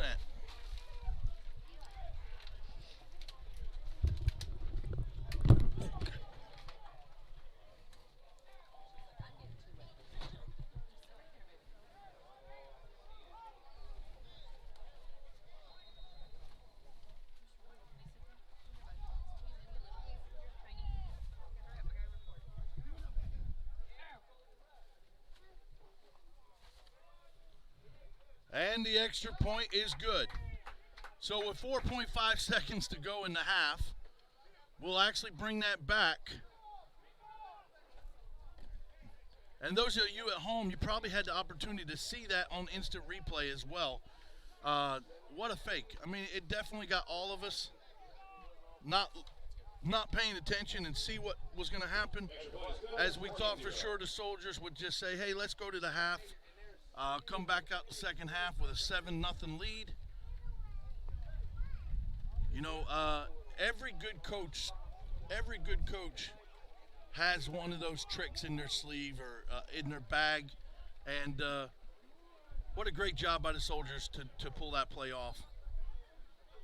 The Brawlers will get an opportunity with a kickoff right now to make something out of it, and we'll see how the Brawlers do on this kickoff. And basically, it's just a return that you're going to get. So if you're going to score, and not to say it won't happen, we actually saw in one game alone, we saw 2 89-yard touchdown returns on kickoff yesterday.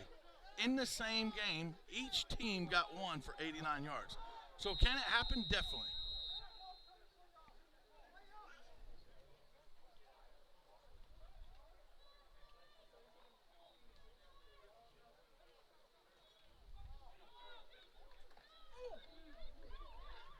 And that'll end the half. It's halftime. It's 14-0 Soldiers.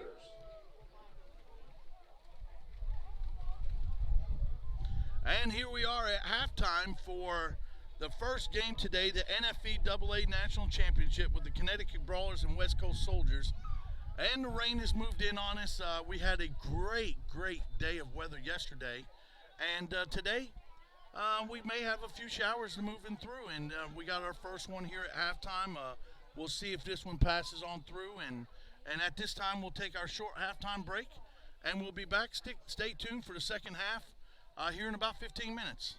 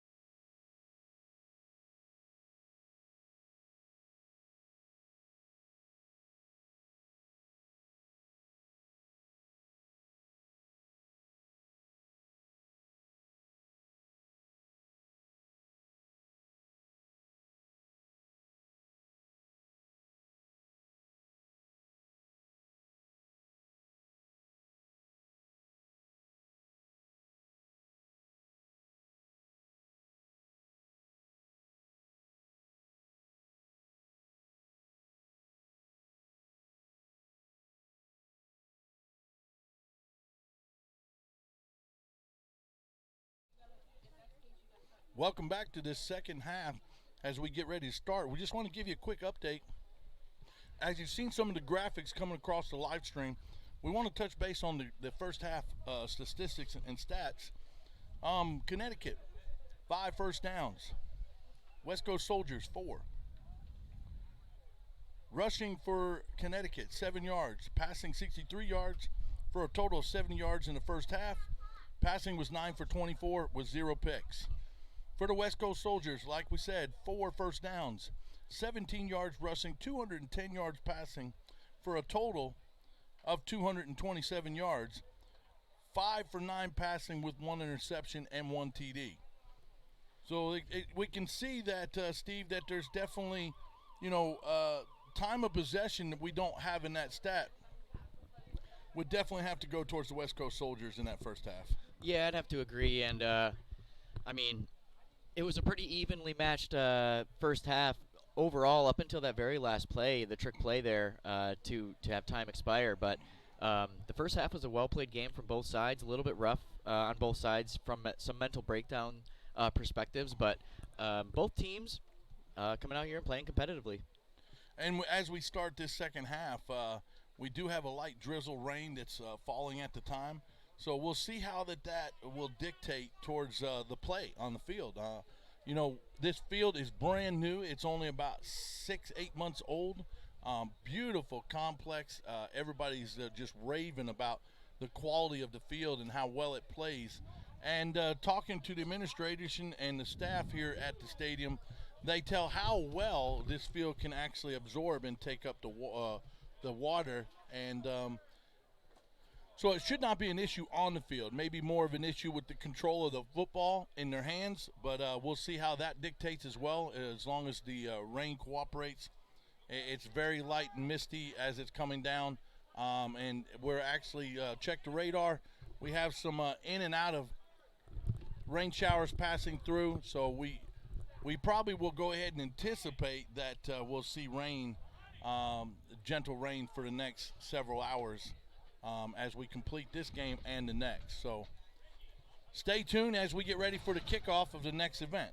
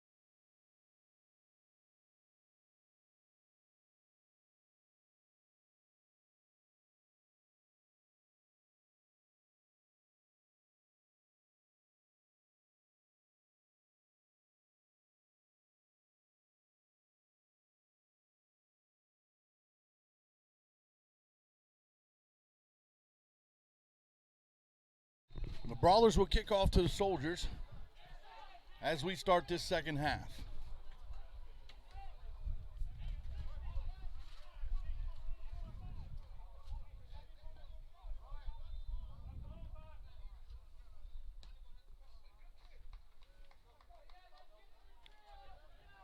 Good kick inside the 5.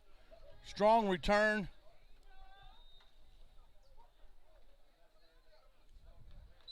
And the tackle will be brought down into 40. We had a flag thrown at about the 20-yard line. So we'll see what it is. It's definitely against the return team. Penalty against the receiving team. Push it way back, half the distance to the goal. Soldiers first down. Block in the back occurred at about the 20-yard line. So the White Hat calls that we'll move the ball back half the distance to the goal line, bringing the ball probably down inside about the 10-yard line. Well, it'll be 1st and 10 from the 10 for the Soldiers. We'll see how the coaches' aspects was when they went to the locker room and had their halftime talk and see what adjustments can be made. Hey, we've seen some crazy things yesterday. First game was a I think it was 20-0. Yeah, I think it was 20-0 in the first game. Yep. 19-0 in the second game at halftime. So, and we saw in the second game literally a turnaround of 32-20. So, I mean, it's, nothing's out until that last final whistle and that last final second ticks off the clock. So, West Coast will go under center. They'll be spread out, man in motion, short, choppy motion, coming probably for a block. They're in an I backfield, and he'll run a straight power play off the right-hand side. Quick tackle by number 2, Mario Aka, and a great stop to only keep that in a 2-yard gain. So it'll bring up 2nd and 8, and the ball will be placed at about the 12-yard line.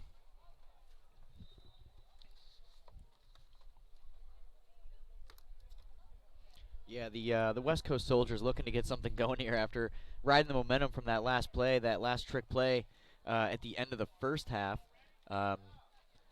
Gaining 3 on that last run. Let's see what they've got dialed up here.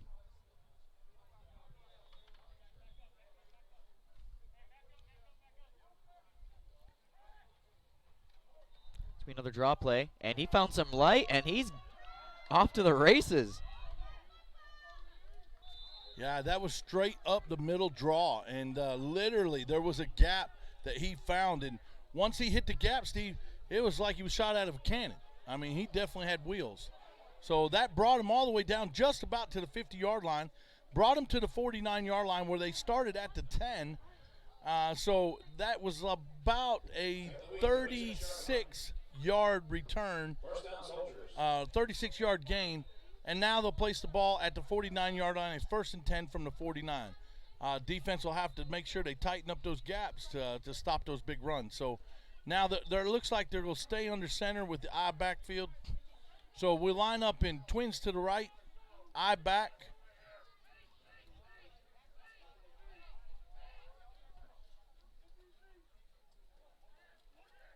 And he'll play action this pass. He's looking deep. He's got a man open. And what a great move and catch. What a pass and what a catch. Hey, that catch was definitely on target. I mean, literally on target. And that reception is made by, and give me a second and I'll try to get a number on you. I believe it's 14, and I think we've called his name a few times. Yes, we have. That is Quentin Bursey for the West Coast Soldiers. Yeah, just can't stress enough how great of a pass and catch that was. I mean, he bombed that thing about 30 yards through the air before it got to the receiver. So it was a great pass from the quarterback, and the coverage wasn't terrible from the Brawlers, and the receiver was able to come down with it for a huge gain. Yeah, we've actually have called his name out a couple times, and he's made some catches, and he's making some plays.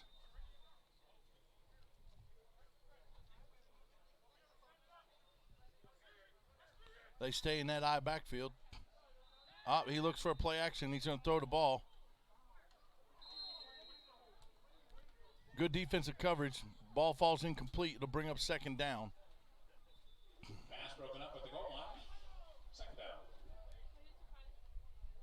Now we're starting to actually get a little bit better vision on some of these numbers. We want to give definitely some of the props to the quarterback for the Soldiers. Number 2, Mark Cecil.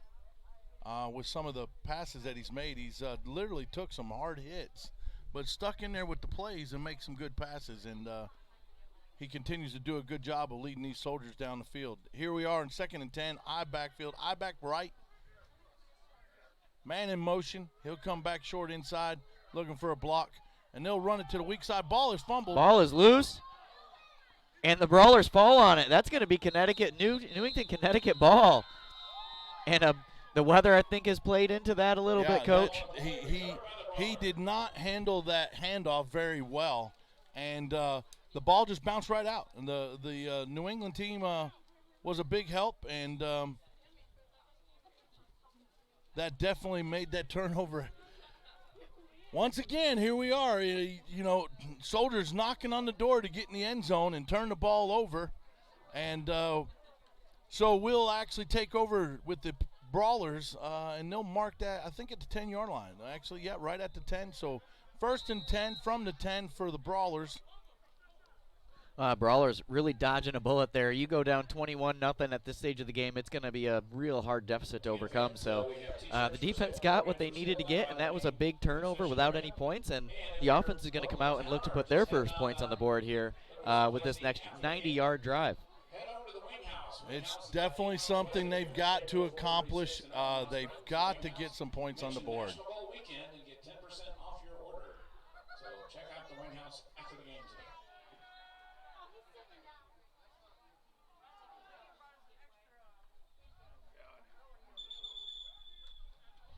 You know, the Brawlers try to run the zone read with the halfback and the quarterback, and Soldiers sniff it right out. I mean, their penetration in the backfield actually causes a 2-yard loss, and it'll bring up 2nd and 12 from the 8-yard line.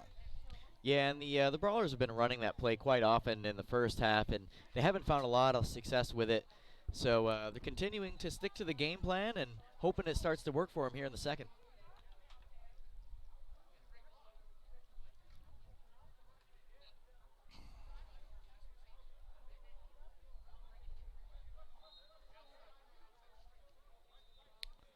Soldiers will go back to the shotgun, doubles on both sides, looking for an opportunity to move the football. It looks like Soldiers will bring pressure.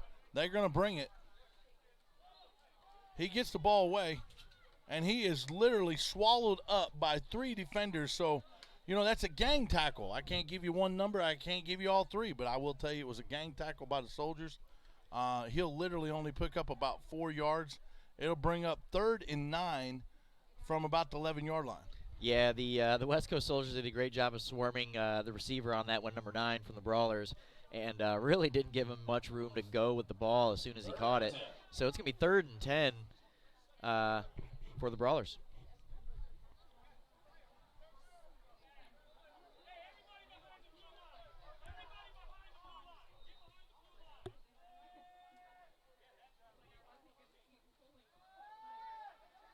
And that's going to be a safety. Yeah, actually he's going to cut him down just about the 1-yard line or inside the 1.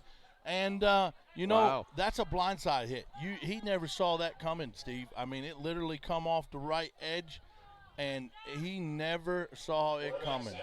Yeah, we're just watching the replay right here, and you're exactly right. The O-line just kind of had a missed block there, and he just got crushed, and they're really, really lucky. That's about as far back as you can go. We're at the 2-inch line here on the field, so they got really lucky that wasn't a safety. Yeah, and right now the Brawlers are dragging a little bit as to what they need done.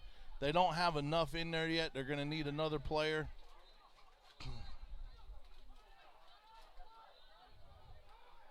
Yeah, and their quarterback took some licks in the first half, and that was a big hit right there, and he's definitely moving a little slow on the sidelines right now. It's okay to actually take a delay here because it's only going to go half the distance. So the ball will move 3 inches. Yeah, it literally is as far back as you can possibly go without getting a safety. So no worries there. Yeah, and I think from an official standpoint, he realizes that. So he's not even counting it off. And Jordan takes one to the outside, and he gets the ball off with pressure in his face. Literally, so he gets that kicked back to about the 38-yard line where the Soldiers will take over. That was a quick 3-and-out for the Brawlers. Soldiers with the tough defense bringing the pressure, the sack on the quarterback, which almost, as we thought, and Steve, you called it, could have been a potential safety. Yeah, it was really close to being a safety there. And, again, they dodged a bullet. You give them that extra 2 points and the ball back, and that might be enough to turn the tables for the rest of the game. But the West Coast Soldiers got the ball back, and they're looking to drive back down the field like they were on the last drive and put some points up this time.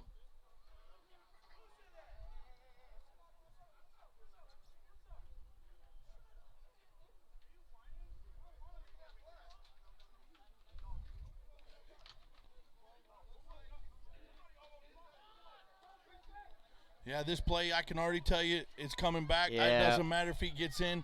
It's an illegal block.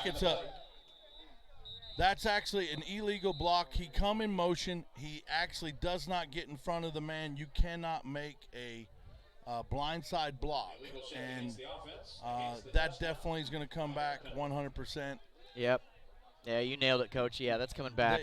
They've changed some of the rules, and that's probably one of the best they changed is a blindside block coming from a motion receiver towards the defensive end that he doesn't see. You know, and you want to talk about protecting players, that's definitely one you want to protect them on.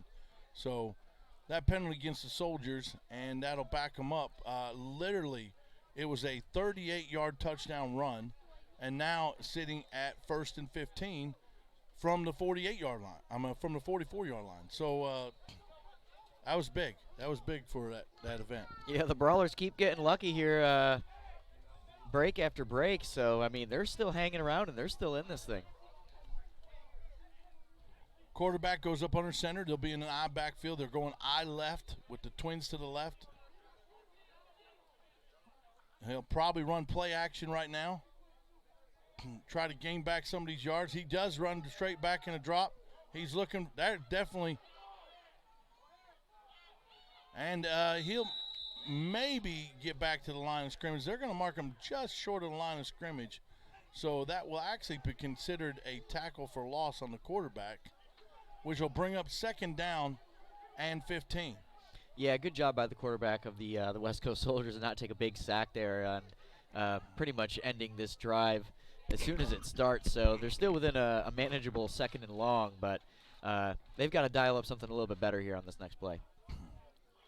Yeah, I don't know. I don't know if the coach is just working on some other offensive series and other offensive formations, seeing that they'll be starting their actual league in 2 weeks. So they had a lot of success doing different things in the first half, so we'll see what they do in the second half.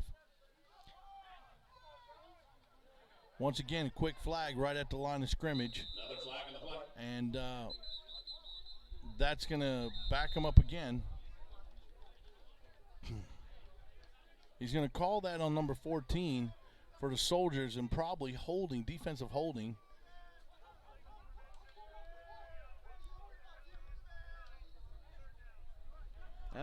Soldiers elect to take the down instead of backing them up, so it'll bring it 3rd down and about a long 12 from the 41-yard line. Penalty was declined, so net result pickup of a couple. 3rd and 12. Weather's cooperating at this moment. Rain has stopped. The drizzle has stopped.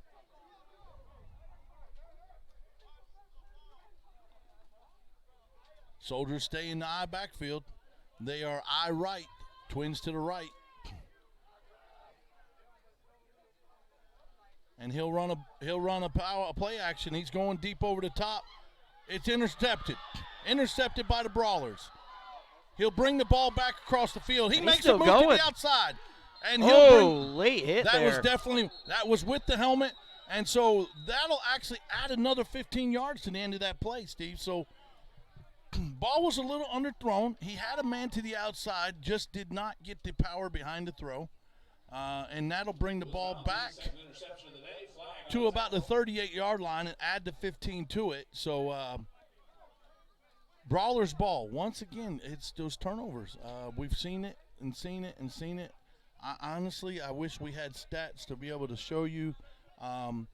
This may be the most turnover National Bowl weekend event in history of 16 years for a total turnover in 5 bowl games. So, I mean, and right now we're on bowl game number 4. Please stay tuned for our next one.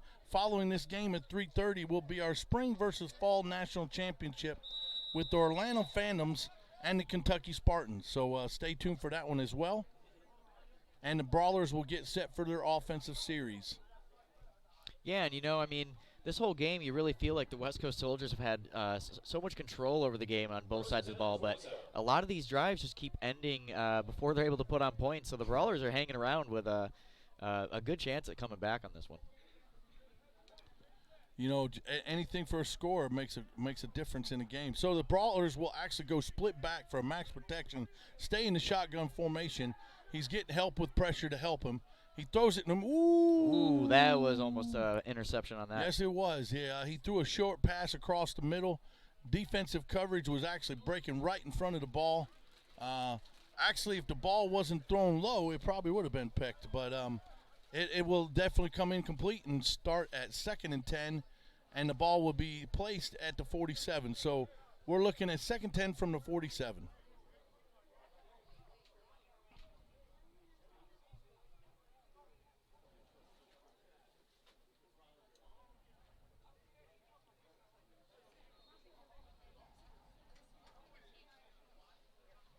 Just want to thank everybody who's watching on the live stream right now and supporting everything that's happening this weekend with the National Bowl weekend, the NFE, and everybody else that we're working with, the AFE Team USA, RWB Sports, and Steve Weed Media. We really appreciate all the support and all the shares on Facebook. Thanks for watching.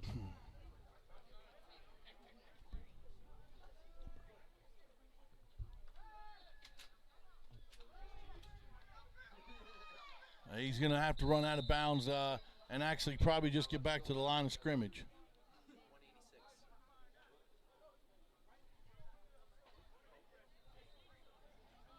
Screen pass, nuts, no gain. 3rd down, 3rd and 10. And that'll bring up 3rd down and 10. And actually, they're going to mark them for about a 1-yard loss. So it'll bring up 3rd down and 11 from the 47-yard line.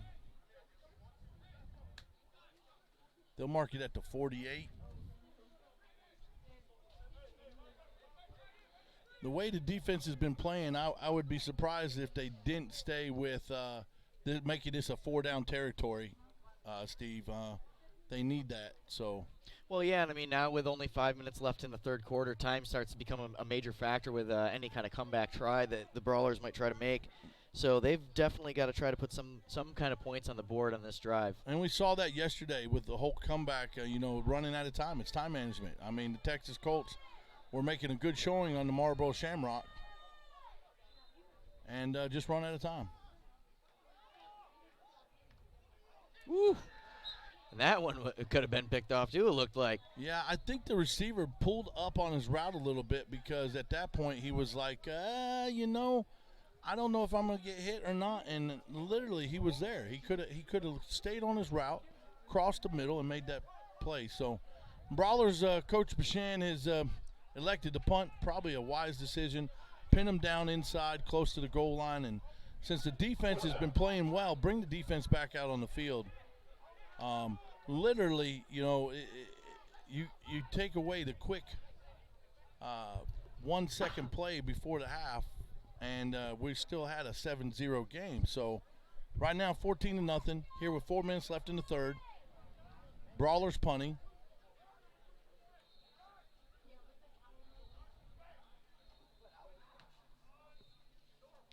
Wobbly but nice punt here from Jordan Endries. A little short. And it takes a Brawlers roll down to the 20-yard line. Punt down about the, looks like 23, 24-yard line. 1st down, Soldiers.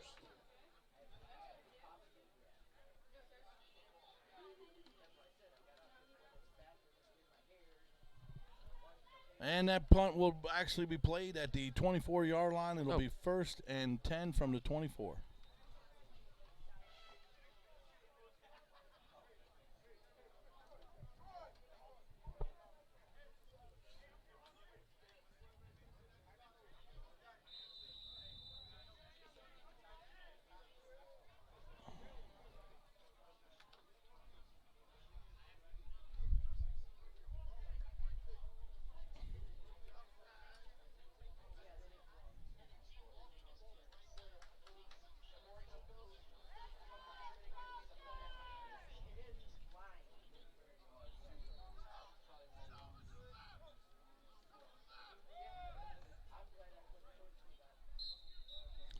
That'll be an I backfield run to the right. The Soldiers will go off tackle right, and he'll pick up about 3 yards.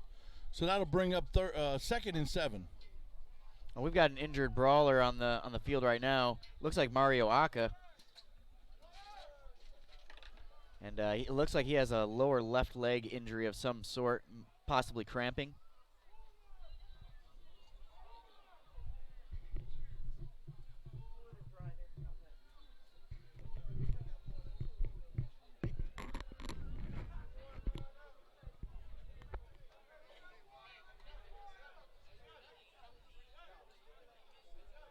Yeah, and Aka's had a great first half. You know, he's made some big, crucial tackles, made some big plays.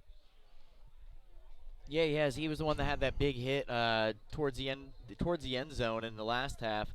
Made a big stop, but right now working through a cramp, it looks like, on the field. We're going to take a quick break. Stay tuned. We'll be right back.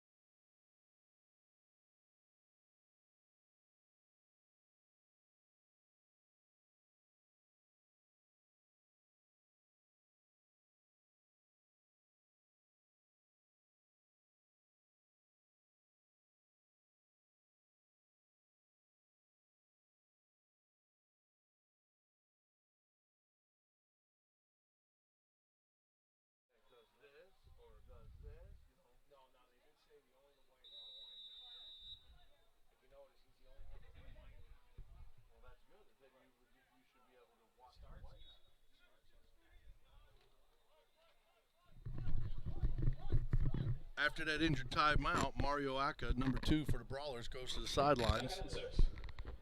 Now the Soldiers stay in that I backfield. They'll be I right, quarterback under center.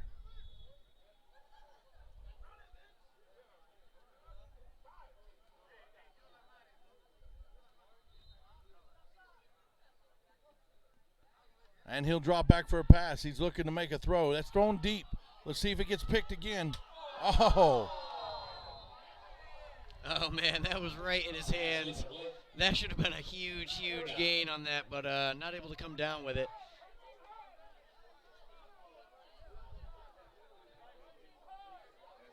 That was a nice pass from the West Coast Soldiers Yes, it was. quarterback. Number 2. That was a beautifully thrown ball. Mark Cecil with the pass to number 4. He comes to the sidelines, and that pass was intended for Mike LaField. He drops about a good 45, 50-yard pass. Yeah, that was 50 yards through the air, and that would have been a huge, huge gain. Not the first one that we would have seen today from the West Coast Soldiers. They like to air it out every now and then and have been finding success deep. That results in a 3rd down and 6 for the Brawlers. They will stay in an I formation. He's been staying in I formation and using it under center. He's kind of using it for max protection with his backs. His backs will switch to split. He'll go to drop to gun.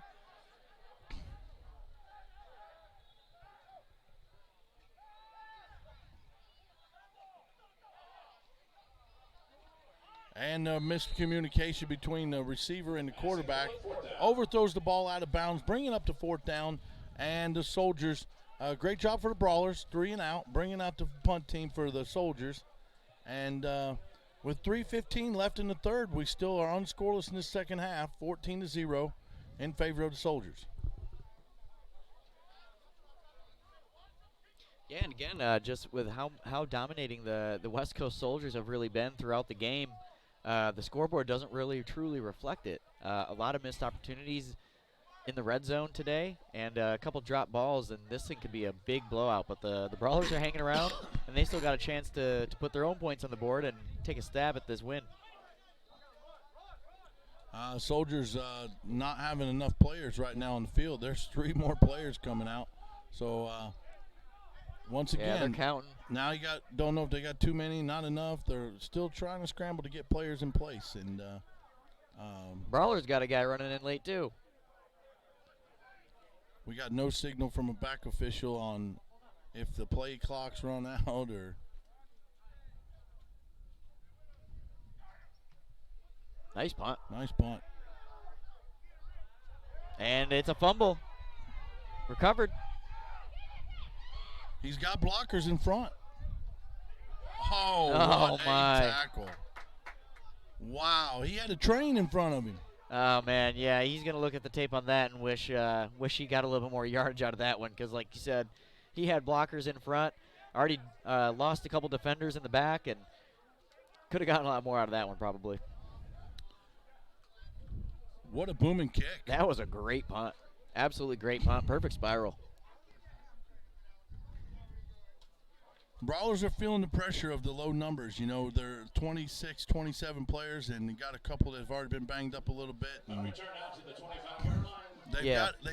need a spark to get that gas back in their life, and it always is just one play. You play one play at a time, and you try to execute that one play. And so we'll come back out right now with the Brawlers on offense. Soldiers defense comes back out in their normal set. They were in a 4-man and then sometimes a 3-man. And bringing pressure, but it looks like right now they'll line up in a 4-man front. Actually, they're going to run a 34. They're running a 34 defense. Brawlers have decided to go with a max protection, split back look. And I have no idea why they ran a zone read play with – that looks like number 15 lineman, and I believe that'll be Travis Wilson. Loss of 3 in the play, second down. Loss of 3. Yeah, curious play call there, Coach.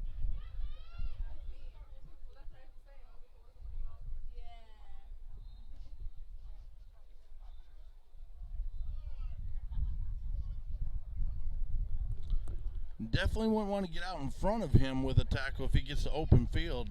He looks like he's about 6'5" and 320 pounds.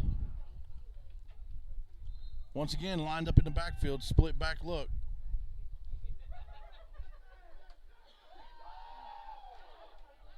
Oh, and the big boy is still moving. He's definitely tough to bring down. Well, he just made back 5 of those yards. And he hit a few people on that drive, Steve.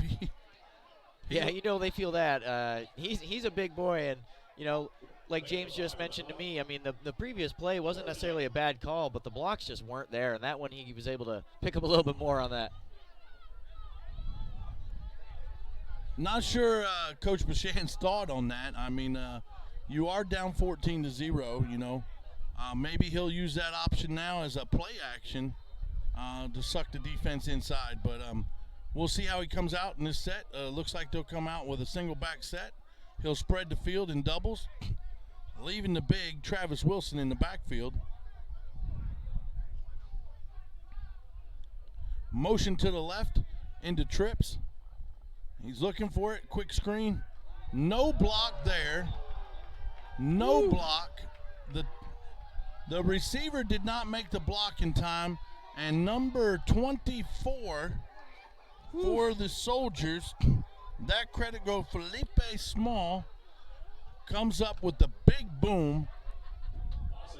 Boys, somebody might want to check in his mom and dad because his immediate family probably felt that one. And a loss of 7 on the play. Wow. As the legend John Madden would say, that one knocked the snot out of the locker. It did that. Yes, it did. Somebody needs to remind him what day of the week it is. Oh man, yeah, that was he got punished on that one, but great stop from the West Coast Soldiers defense.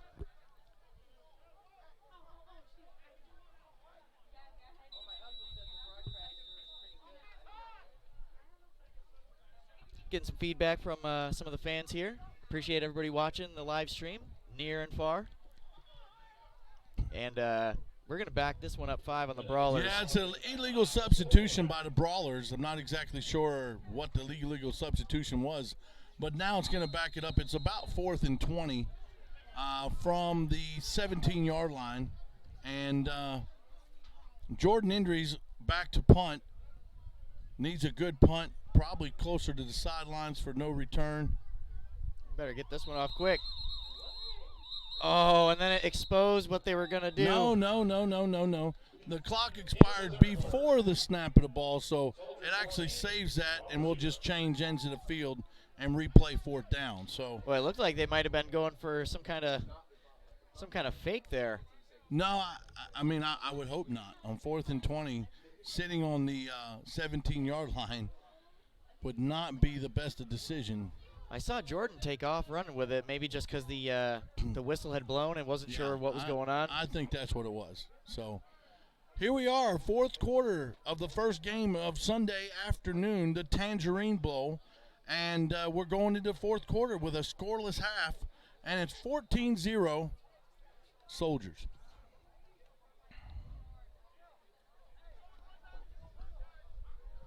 At the conclusion of this quarter, we will have our MVP and our trophy presentation for this event, followed by the 3:30 afternoon game that will round out the National Bowl weekend, the 16th year of National Bowl weekend here in sunny Florida. And we're a little bit short on the sun today, Steve. Yeah, not quite as sunny as it was yesterday. Yesterday's weather was pretty perfect, but still not a bad day for football. Nice cool temps, so I'm sure the players enjoy the cooler temperatures.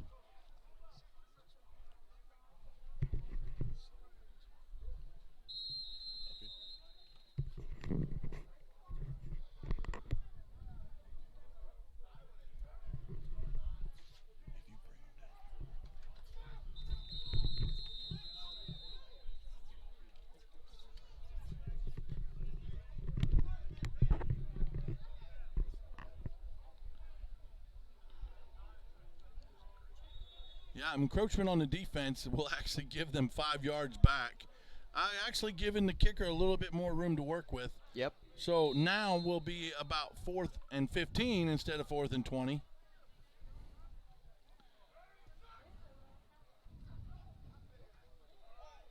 High punt.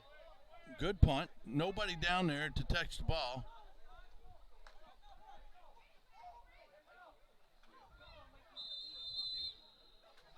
Yeah, you can definitely tell the gas is out of the Brawlers a little bit because literally nobody really tried to hustle down the field, as that was a great punt by Jordan Endries. Defense comes back out on the field for the Brawlers. So and they'll place the ball at the 45-yard line. So we got 1st and 10 from the 45 for the Soldiers. Yeah, and like you mentioned earlier, with only 26 players, you're playing Ironman football here. So a lot of these players on the Brawlers are playing both sides of the ball, offense and defense. And like you mentioned, they're just getting gassed out there. Spoke too soon there, Steve. Got a little sunshine pop out. I'll take it. Brawlers are showing pressure. The Soldier will stay in that I backfield. Short motion by number 47. Oh, what a hole made by the O-line of the West Coast Soldiers. Pushed out at about the 2-yard line. That was a fantastic run. That was just a straight power play, off tackle to the right, and literally all the way down to the 1-yard line. Just got gassed. Defense is not closing the gaps on that one, and they took advantage of it. And with the lead block on the fullback getting to the linebacker, they were literally able just to run right through the gap. Great run in the backfield, and that'll bring up 1st and goal, and they'll mark them at about the 3-yard line. So 1st and goal from the 3.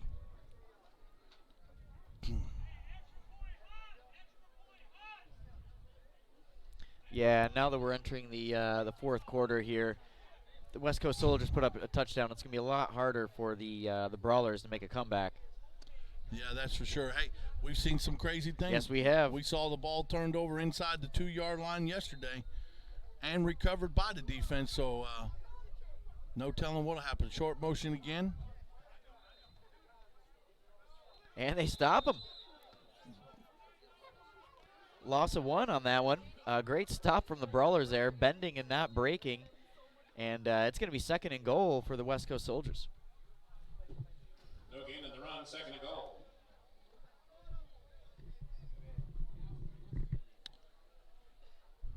Yeah, you're right, Steve. They bend, but they didn't break. So we'll see if they can do that again with a couple more downs.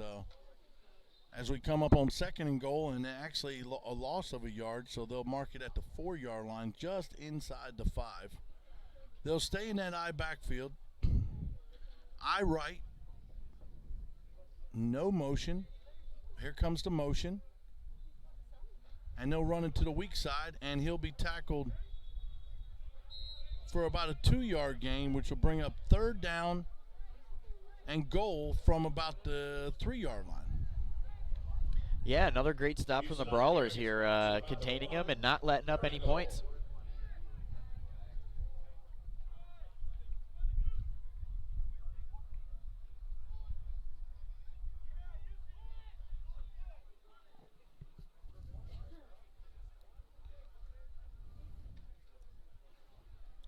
Soldiers break the huddle, 3rd and 2. Brawlers are trying to keep him out, and here we are back in the I backfield again. It'll be I left.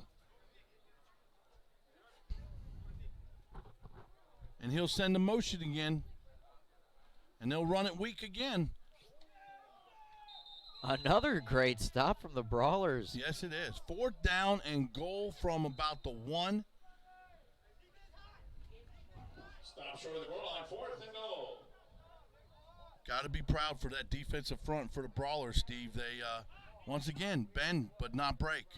Yeah, I mean, the Brawlers defense has played a pretty good game overall. I mean, outside of the 2 big plays that were touchdowns, the one deep TD pass and then the trick play at the end of the 2nd quarter, the defense has really held up quite well. Probably a wise decision right now, Steve. Coach Bashan for the Brawlers calls a timeout for the defense. Let them take a quick breather, but also maybe put together, make sure that they're in the gaps and not let something just easily slip through. So, yeah, we'll take a break with them. We'll be right back. Stay tuned for more NFE action coming your way.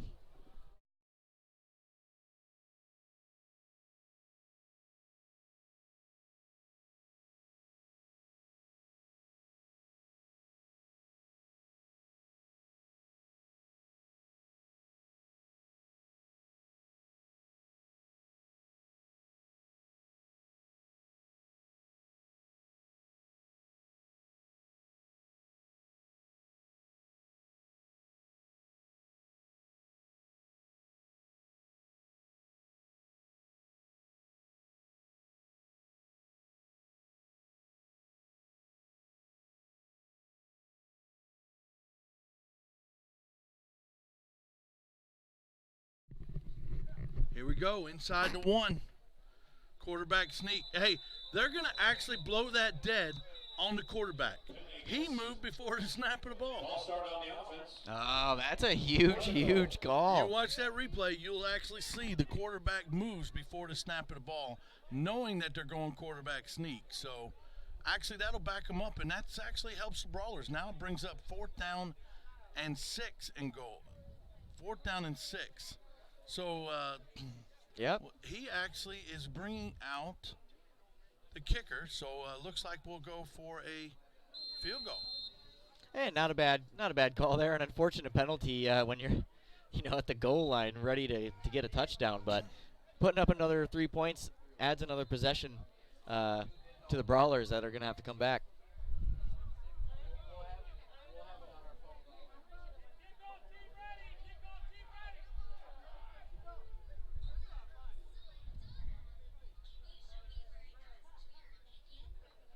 Bad snap again. That's a returnable ball. Oh, my gosh. Steve, he almost had a chance to pick it up and score. Yeah, that was the break that the Brawlers really could have used. First and 10.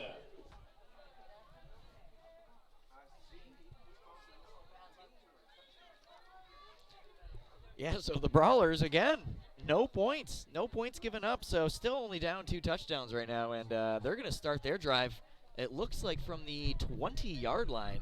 So not terrible field position, definitely better than the goal line, and they're going to try to put some points up on this thing before the end of the game.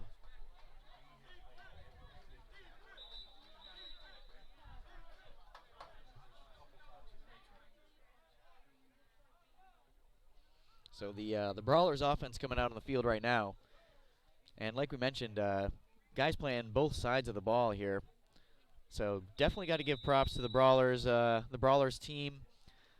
for coming out and playing real hard today, regardless of the outcome. Anybody that plays football or knows football knows Ironman football is extremely tough, not only on the body but mentally for the players. A lot of these guys are playing out of position, playing positions they may have never even played before. So it really is a difficult situation to be in. So the Brawlers coming out and making the most of it. And they're going to start their drive from the 20.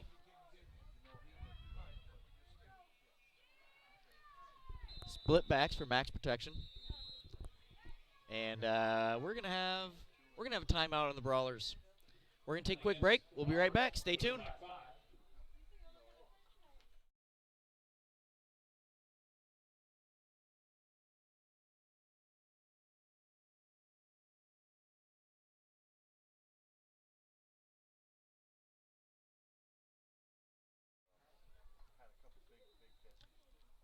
And correction on that, actually wasn't a timeout. It was a delay of game call. Sorry, I thought they called a timeout. So that's going to back them up 5 to the 15-yard line. And that's where they're going to start their drive.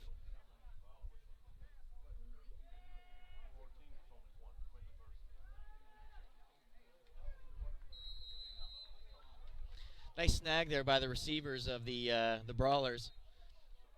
Number 23. That was a quick bullet pass, and he was able to wrap it up and bring it in for a short gain.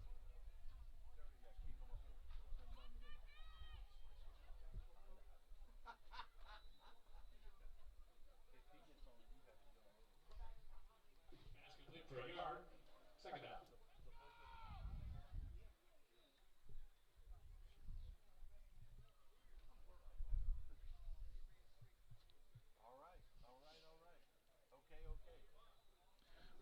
All right. Here we go. Second down and long. Oh, we're going to have another penalty here. And that's definitely going to be on the offense. That's going to be a defense. Oh, wow. I mean, the receiver over here, he just started backing up away from the ball. So I thought the line judge here was going to call it on him. But, well, makes it a more manageable second down. So now we're 2nd and 8 from about the 22-yard line.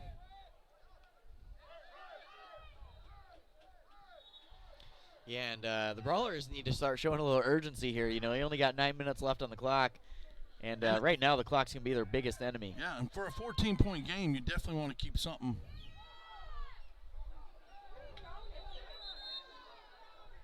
Boy, and they're calling for intentional grounding on that. What do you think, Coach? I neither confirmed or denied. Yeah, I agree 100%. There's no receiver in the area. The ball didn't get back to the line of scrimmage. So now the officials are actually coming. There's the flag. There it is. Yeah.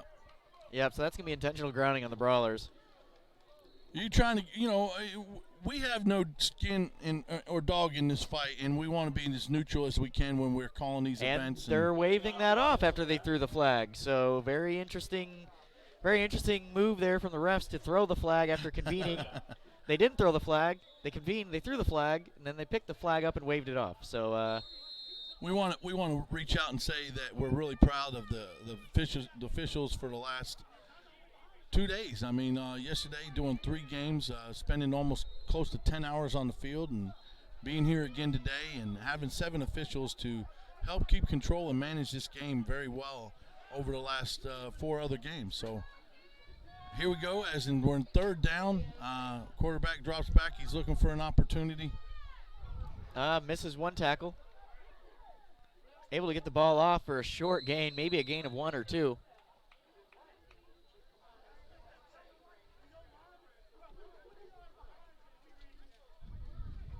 And as you said, the time is a problem. 4th down. They'll bring out the punt team.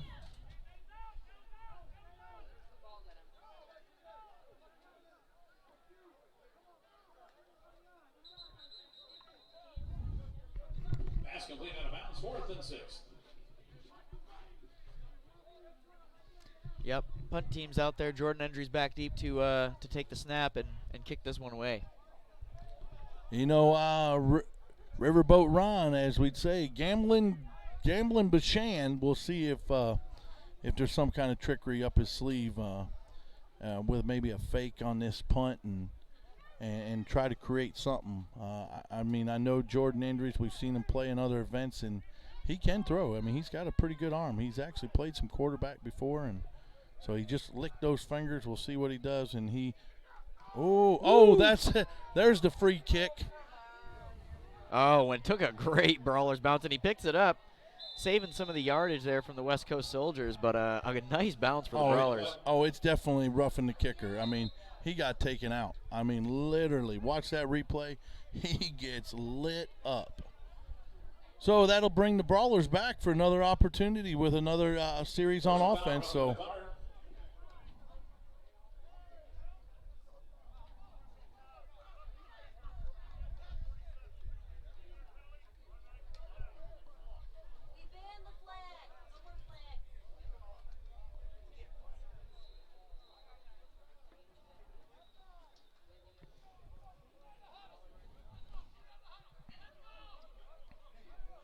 Ball moved out to the 38.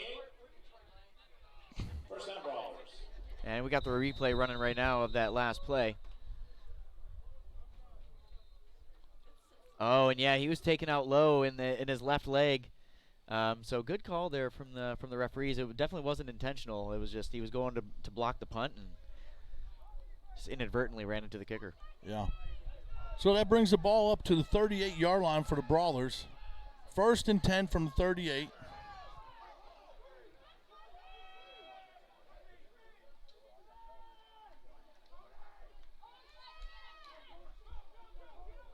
Oh, no. And, play still alive. He slipped and fell, and that's picked.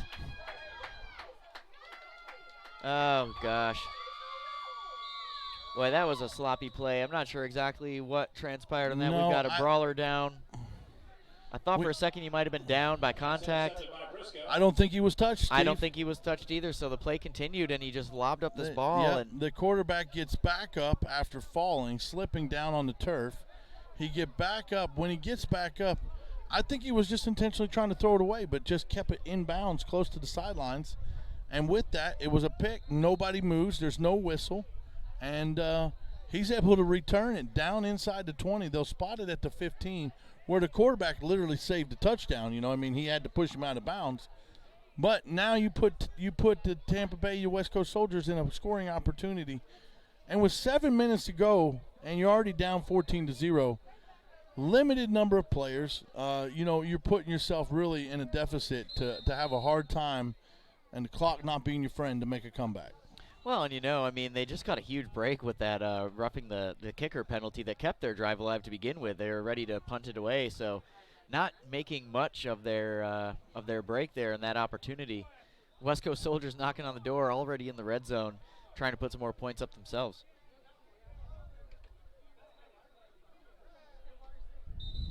Yep. And we're going to have an illegal substitution by the defense. Well, that's exactly what flag is.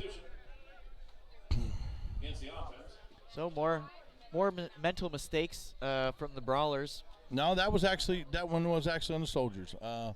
They actually broke the huddle with 12 and did not have a player get off the field. So gotcha. Thank you for the correction. Whitehead definitely saw it, and he threw his flag. And we're lined back up in the I backfield. No motion, and he'll drop back to pass, and he's looking for a deep ball over. That's actually should have been a flag for offensive pass interference if I was calling it from here. I'm not one of the officials, just a commentator seeing my own perspective. Yeah. Well, the Brawlers DB felt the same way. As soon as he got up, he had his arms up looking at the ref, pleading his case. But no laundry on the field, so it's going to... No, they probably just intertangled, and the official let it go. And yep, letting them play. It's going to be 2nd and long here for the West Coast Soldiers from their own, or the Brawlers 20.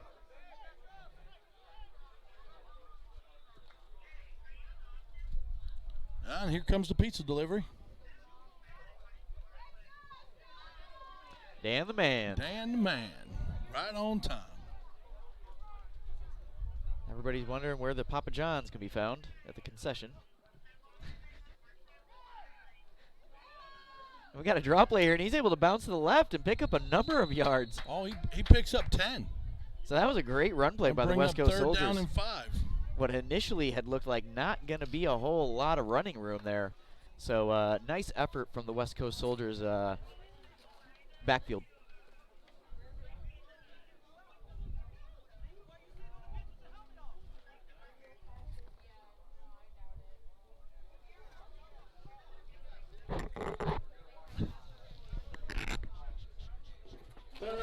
Having some snacks up here in the press box, so we're looking at a third and medium here. It's about 3rd and 5.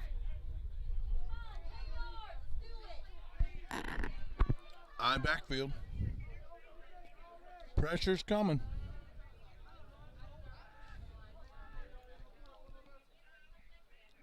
And the pressure will get there. Make the tackle. Maybe a pickup of 1, 4th down. Yeah, so that's going to bring up a 4th down for the West Coast Soldiers, and we're going to see what they're going to do. They haven't had success with the snap and the hold. No, they haven't.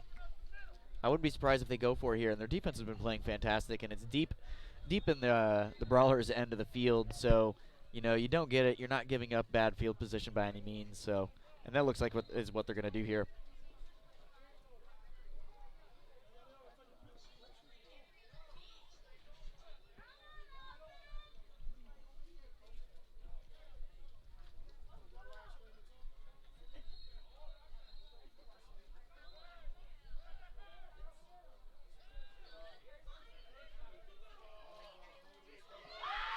Jump ball, and he's able to bring it down for a touchdown. Nice little pass there from the West Coast Soldiers quarterback, and an even better catch from the receiver, basically turning that pass into a jump ball. And there's a late flag there. Taking advantage of the height difference, you had about a 6'5" against about a 5'9" guy. Yeah, there was a late flag. It's probably going to be some kind of unsportsmanlike, I would imagine, as the play was already over and the touchdown was complete. Somebody was saying something to somebody. That's right. And here's the call.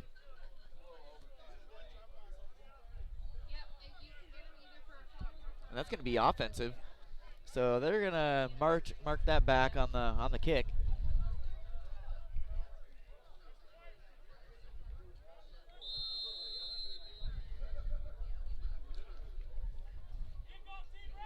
That catch was made by number 16, Eric Cloud. Great catch.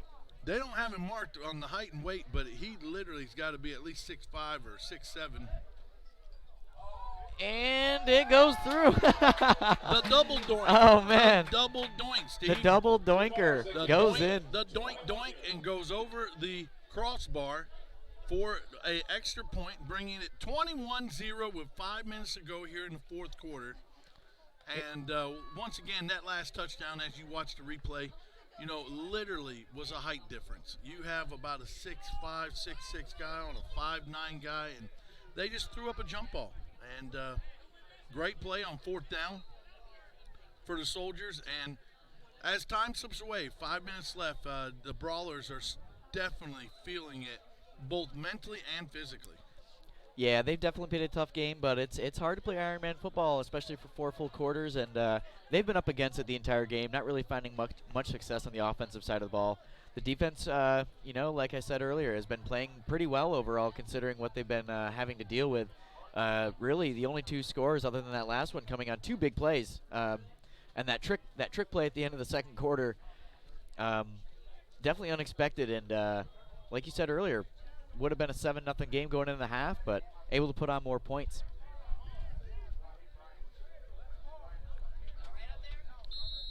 If it could have, would have, should, because, we talked about it. The Brawlers actually had a chance to actually take away 3 points right before the half, but they elected to try for the touchdown.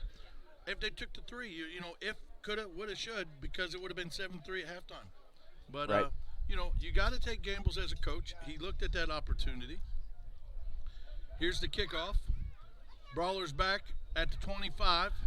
He's looking for an opportunity. Looks at a running lane. He's got some room to run. He's breaking it down the sidelines. He cuts back inside. He'll bring it down inside the 15 at about the 13, where they'll mark it down at the 13. looking for some dirty laundry. Do we see any, Steve? I don't. I think that play is going to stand. They're going to end up with really, really good field position at about the 13 or 14 yard line. And actually, I now do see a flag on the near side here by the 40, and they're talking about something here. So let's get the call. Oh, that's going to actually bring it inside. That's half the distance to the goal. Half the distance to the goal, and exactly what the doctor ordered for the Brawlers here. And if they can put up a quick 7 points, they may not be out of this thing after all. You're right, Steve. And you know, there's a lot of opportunities that we've seen. The teams that have had chances but didn't capitalize. You know, a couple of times today for the Brawlers. I mean, they've definitely had a couple turnovers and weren't able to capitalize. And just that last drive, keeping it extended by a penalty and then just turning the ball over on the very next play. So that might have put a little bit of spark, a little gas back in the tank for the Brawlers. Yep. We'll see if they can capitalize and literally push something to get into the end zone. It looks like they'll line up back in that shotgun formation. They'll line up in trips right. I expect the quarterback change to run it. He's going to. Oh, boy. No flag because he's still inside the pocket when he made the throw. Got the ball back to the line of scrimmage. It'll bring up second down. With the quarterbacks change, they've changed quarterbacks, Steve, here in this moment. And I literally was expecting the quarterback change to turn into it looks speed. It looks like that quarterback that just came in is now exiting the game, looking a little shaken up from that last play. Original quarterback back in the game.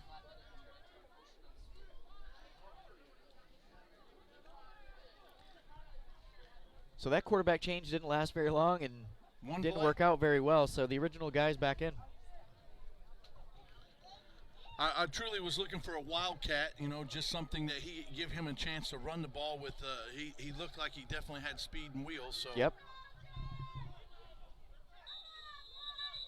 We've got whistles and a flag.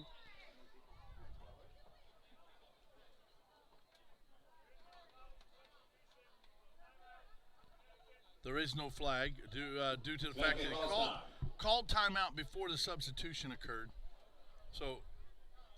And it's probably a wise choice. You don't want to give up any extra yardage right here. You've been down inside the 10 a couple times, and you need to come away with points. Right. Good call by Coach Bashand with some awareness there to call the timeout, save the yardage, and give his team the best chance to put points on the board here late in the fourth. Yep, exactly right. 4:38 left here in the fourth quarter.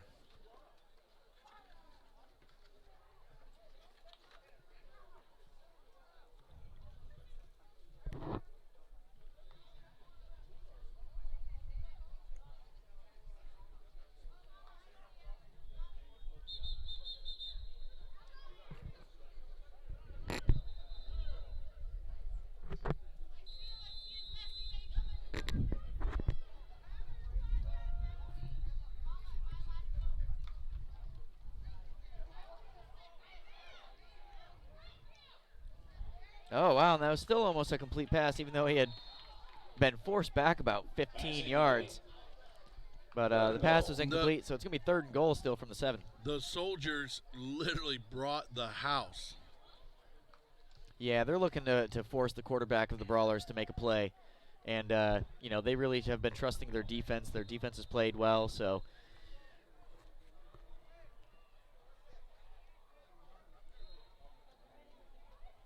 And it looks like we're going to get another timeout here from the Brawlers. Timeout, Brawlers.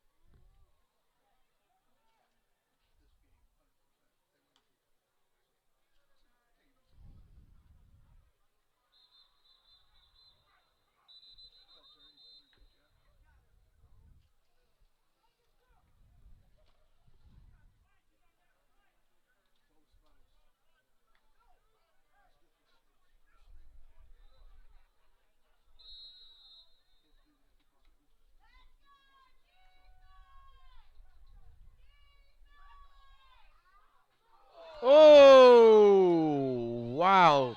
The fact that he was able to hang on to that ball is absolutely incredible because number 9 just got popped in a major, major way. Let's check that replay out.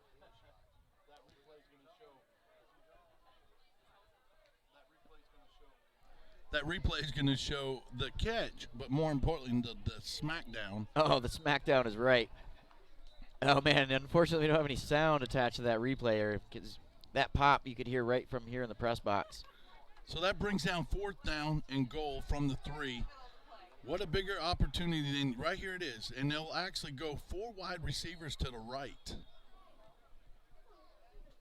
Now he moves one back to the outside. They'll go 5 wide.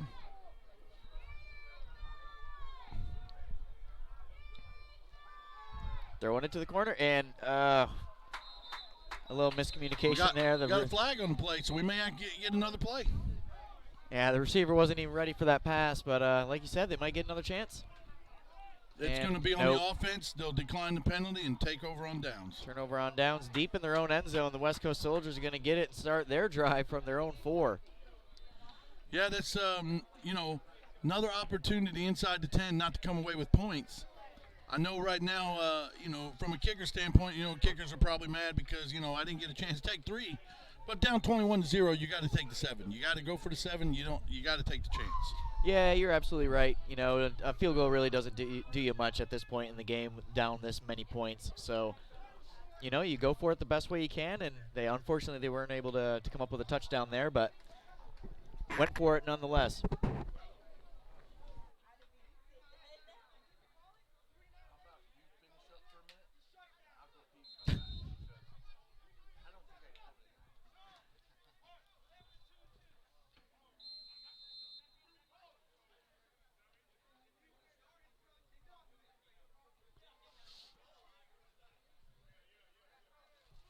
Yeah, so with 3:27 left here, and then the 4th quarter, the West Coast Soldiers are going to start their drive from the 4-yard line.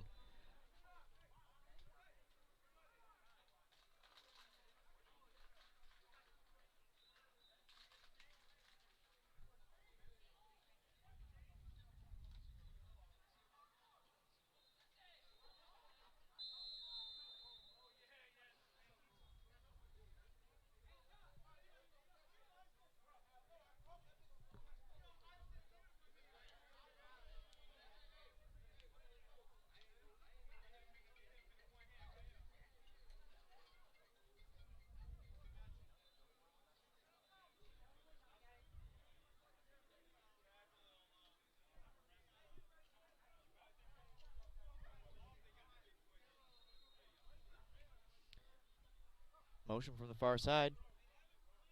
And they're going to run a draw play up to the right-hand side. Not much of a gain, if any. Maybe a gain of 1, possibly 2 on that. And the clock continues to run as the West Coast Soldiers are really just looking to run this clock out and wrap this thing up and go hoist that trophy.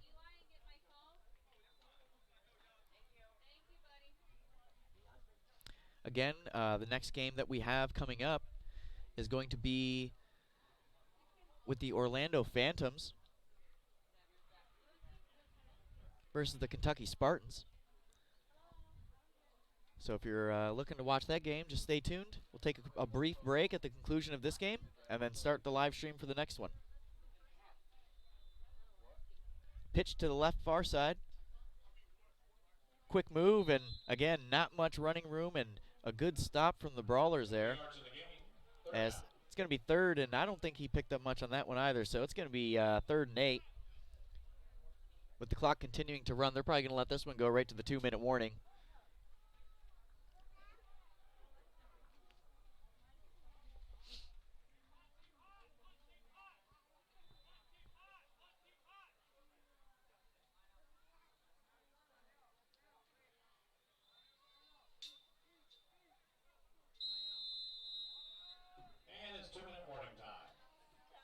And that's a 2-minute warning. We're going to take a quick break. Stay tuned. We're going to come back and wrap up the end of this game here in just a minute. At the conclusion of today's game,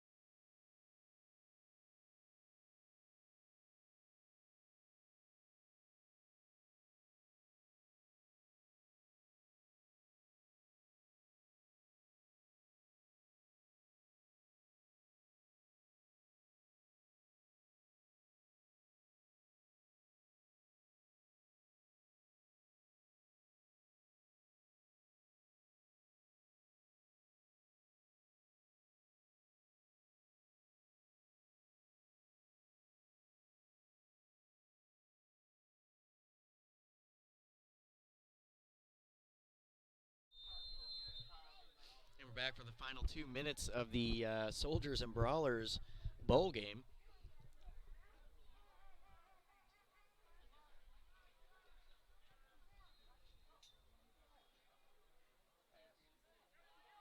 And they're going deep. Pass goes long, incomplete, fourth down. Yes, that's going to bring up fourth down. They try to go deep and air it out, and not successful on that attempt. So it's going to be fourth down. It looks like they're probably going to punt this one away.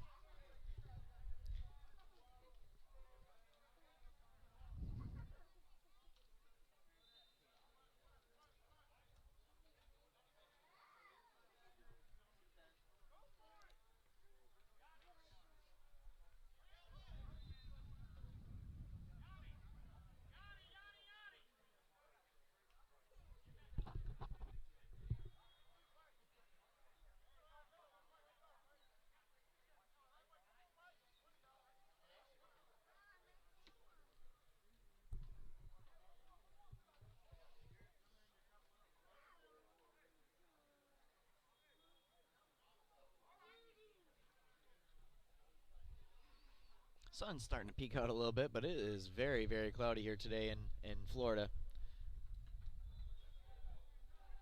Not a fantastic punt, as the Brawlers are actually going to end up with pretty good field position here. 42, Brawlers first and 10.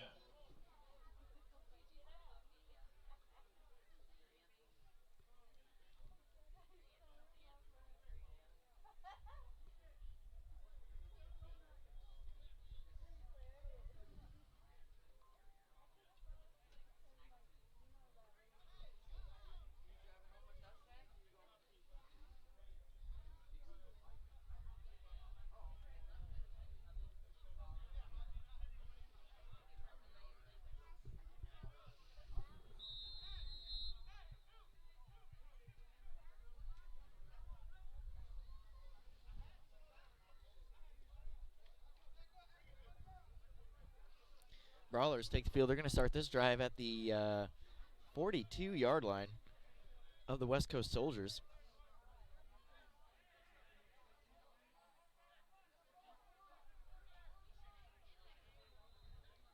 Shotgun formation. 3 to the right, 1 to the left. Quarterback's going to scramble here and takes a hard hit. 2 yards in the carry, second down. 2 yards on that carry.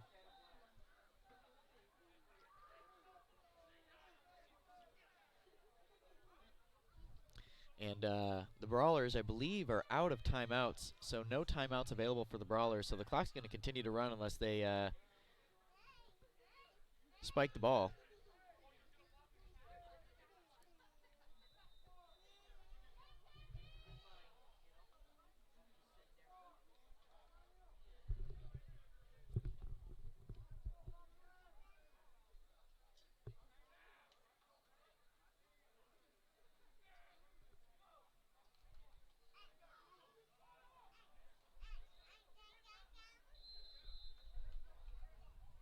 Boy, and the Brawlers QB's been a little slow to get up these last couple plays. He took a shot on the previous play, and he's definitely feeling it. And now he's got his helmet off, and he's going to need some medical attention here.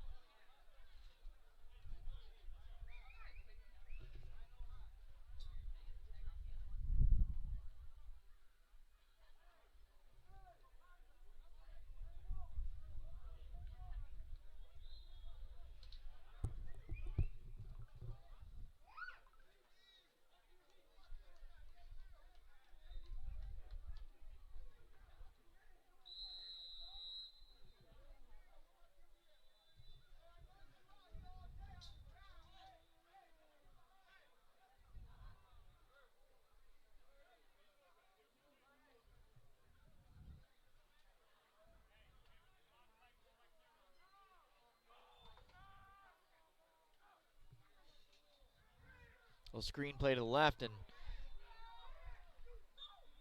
hit by a swarm of West Coast Soldiers players. And the clock's going to just continue to run here.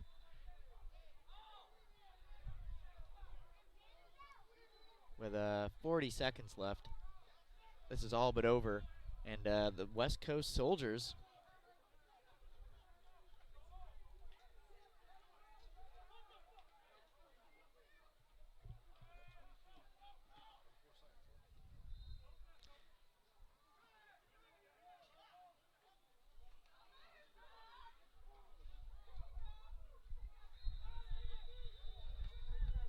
knocked out of bounds. 12 seconds left.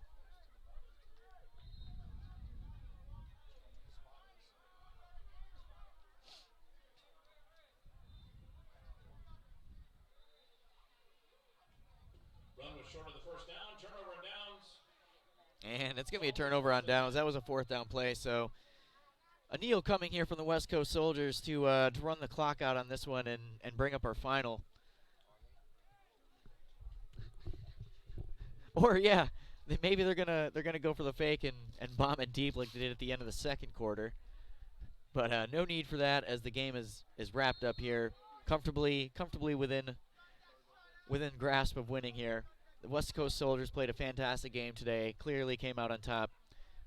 Played a complete game, and got to give props to the Brawlers coming out here short-staffed, playing some Ironman football and really keeping the game much closer than it really could have been. Their defense stepped up in a lot of different situations, a few different goal line stands, and definitely got to give credit where credit's due. Both teams came out, played really, really hard, and this one's going to go to the West Coast Soldiers. Steve, did you miss me? I did. Nature called. Nature called. When nature calls, you got to answer. It's just one of those things. But So- now, after the marathon of climbing those bleachers to get back up to the top. Oh, guys. Let's just get this one done here, fellas. Yeah, I agree. Run the clock. Push it back 5. Run the clock, complete the game. Should be just a runoff anyways, to be honest.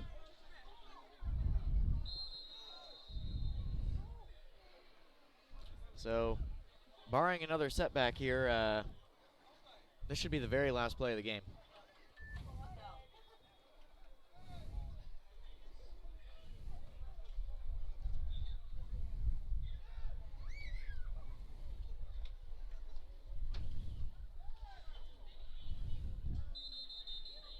And that should complete it and run the clock out right there on that one play. Yep. So the West Coast Soldiers are going to be the champions. And that concludes the game. Your Tangerine Bowl 2020 is over. The West Coast Soldiers 21, Connecticut Brawlers 0. We'll have the presentation of the game MVPs and the championship trophies here in just a few moments from the middle of the field.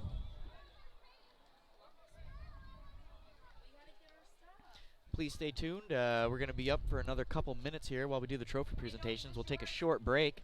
At the conclusion of the trophy presentations, we'll come right back with our 5th of 5 NFE Bowl Game weekend games, which will be the Orlando Phantoms versus the Kentucky Spartans.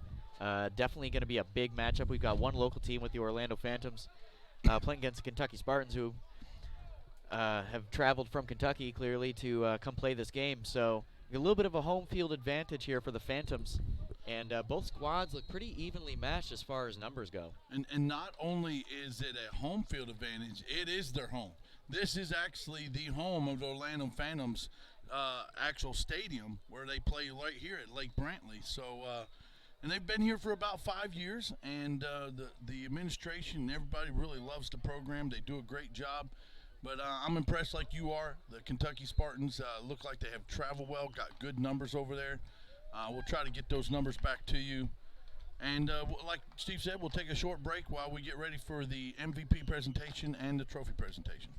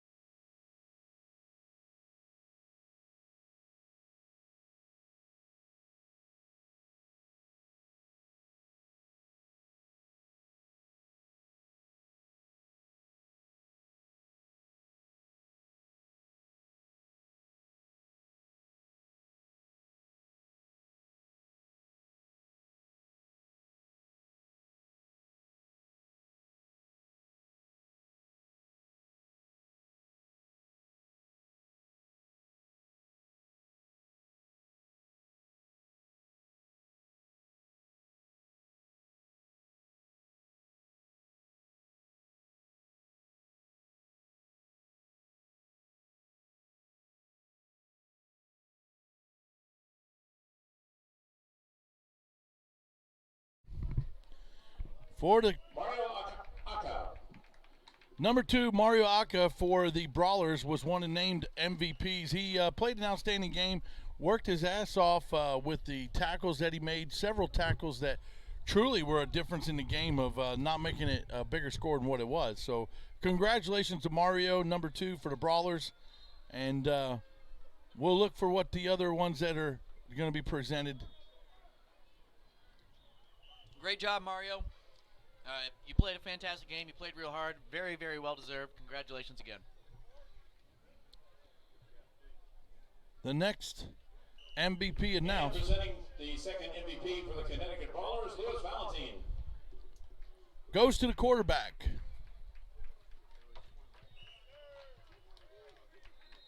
Actually, it's number 11. He was the defensive guy that actually had 2 picks in this game. Hey, the defense was pretty much the lone bright spot of the Brawlers today. They really couldn't get a whole lot going on offense, and the defense made some really, really big goal line stands, had a couple turnovers. Again, another good selection and very well deserved. Congratulations, young man. And now presenting the game MVPs for the West Coast Soldiers. Mark Sexel. The first one will go right to the receiver. Actually, it's the quarterback. Mark Cecil, the quarterback, played an outstanding game with the pressure and the amount of times that he should have been taken out, still be able to complete passes. That really was a difference in the game. Yeah, he took some shots early, and then, I mean, a few of the plays that he took some big shots on were actually some of the biggest plays of the game for the West Coast Soldiers, completing a couple big passes under duress. So another well-deserved selection. And the second MVP for the West Coast Soldiers is Quentin Burris.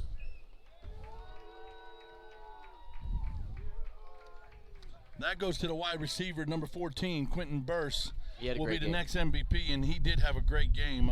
Some big catches and some big plays. So congratulations, number 14, on MVP for the bowl game.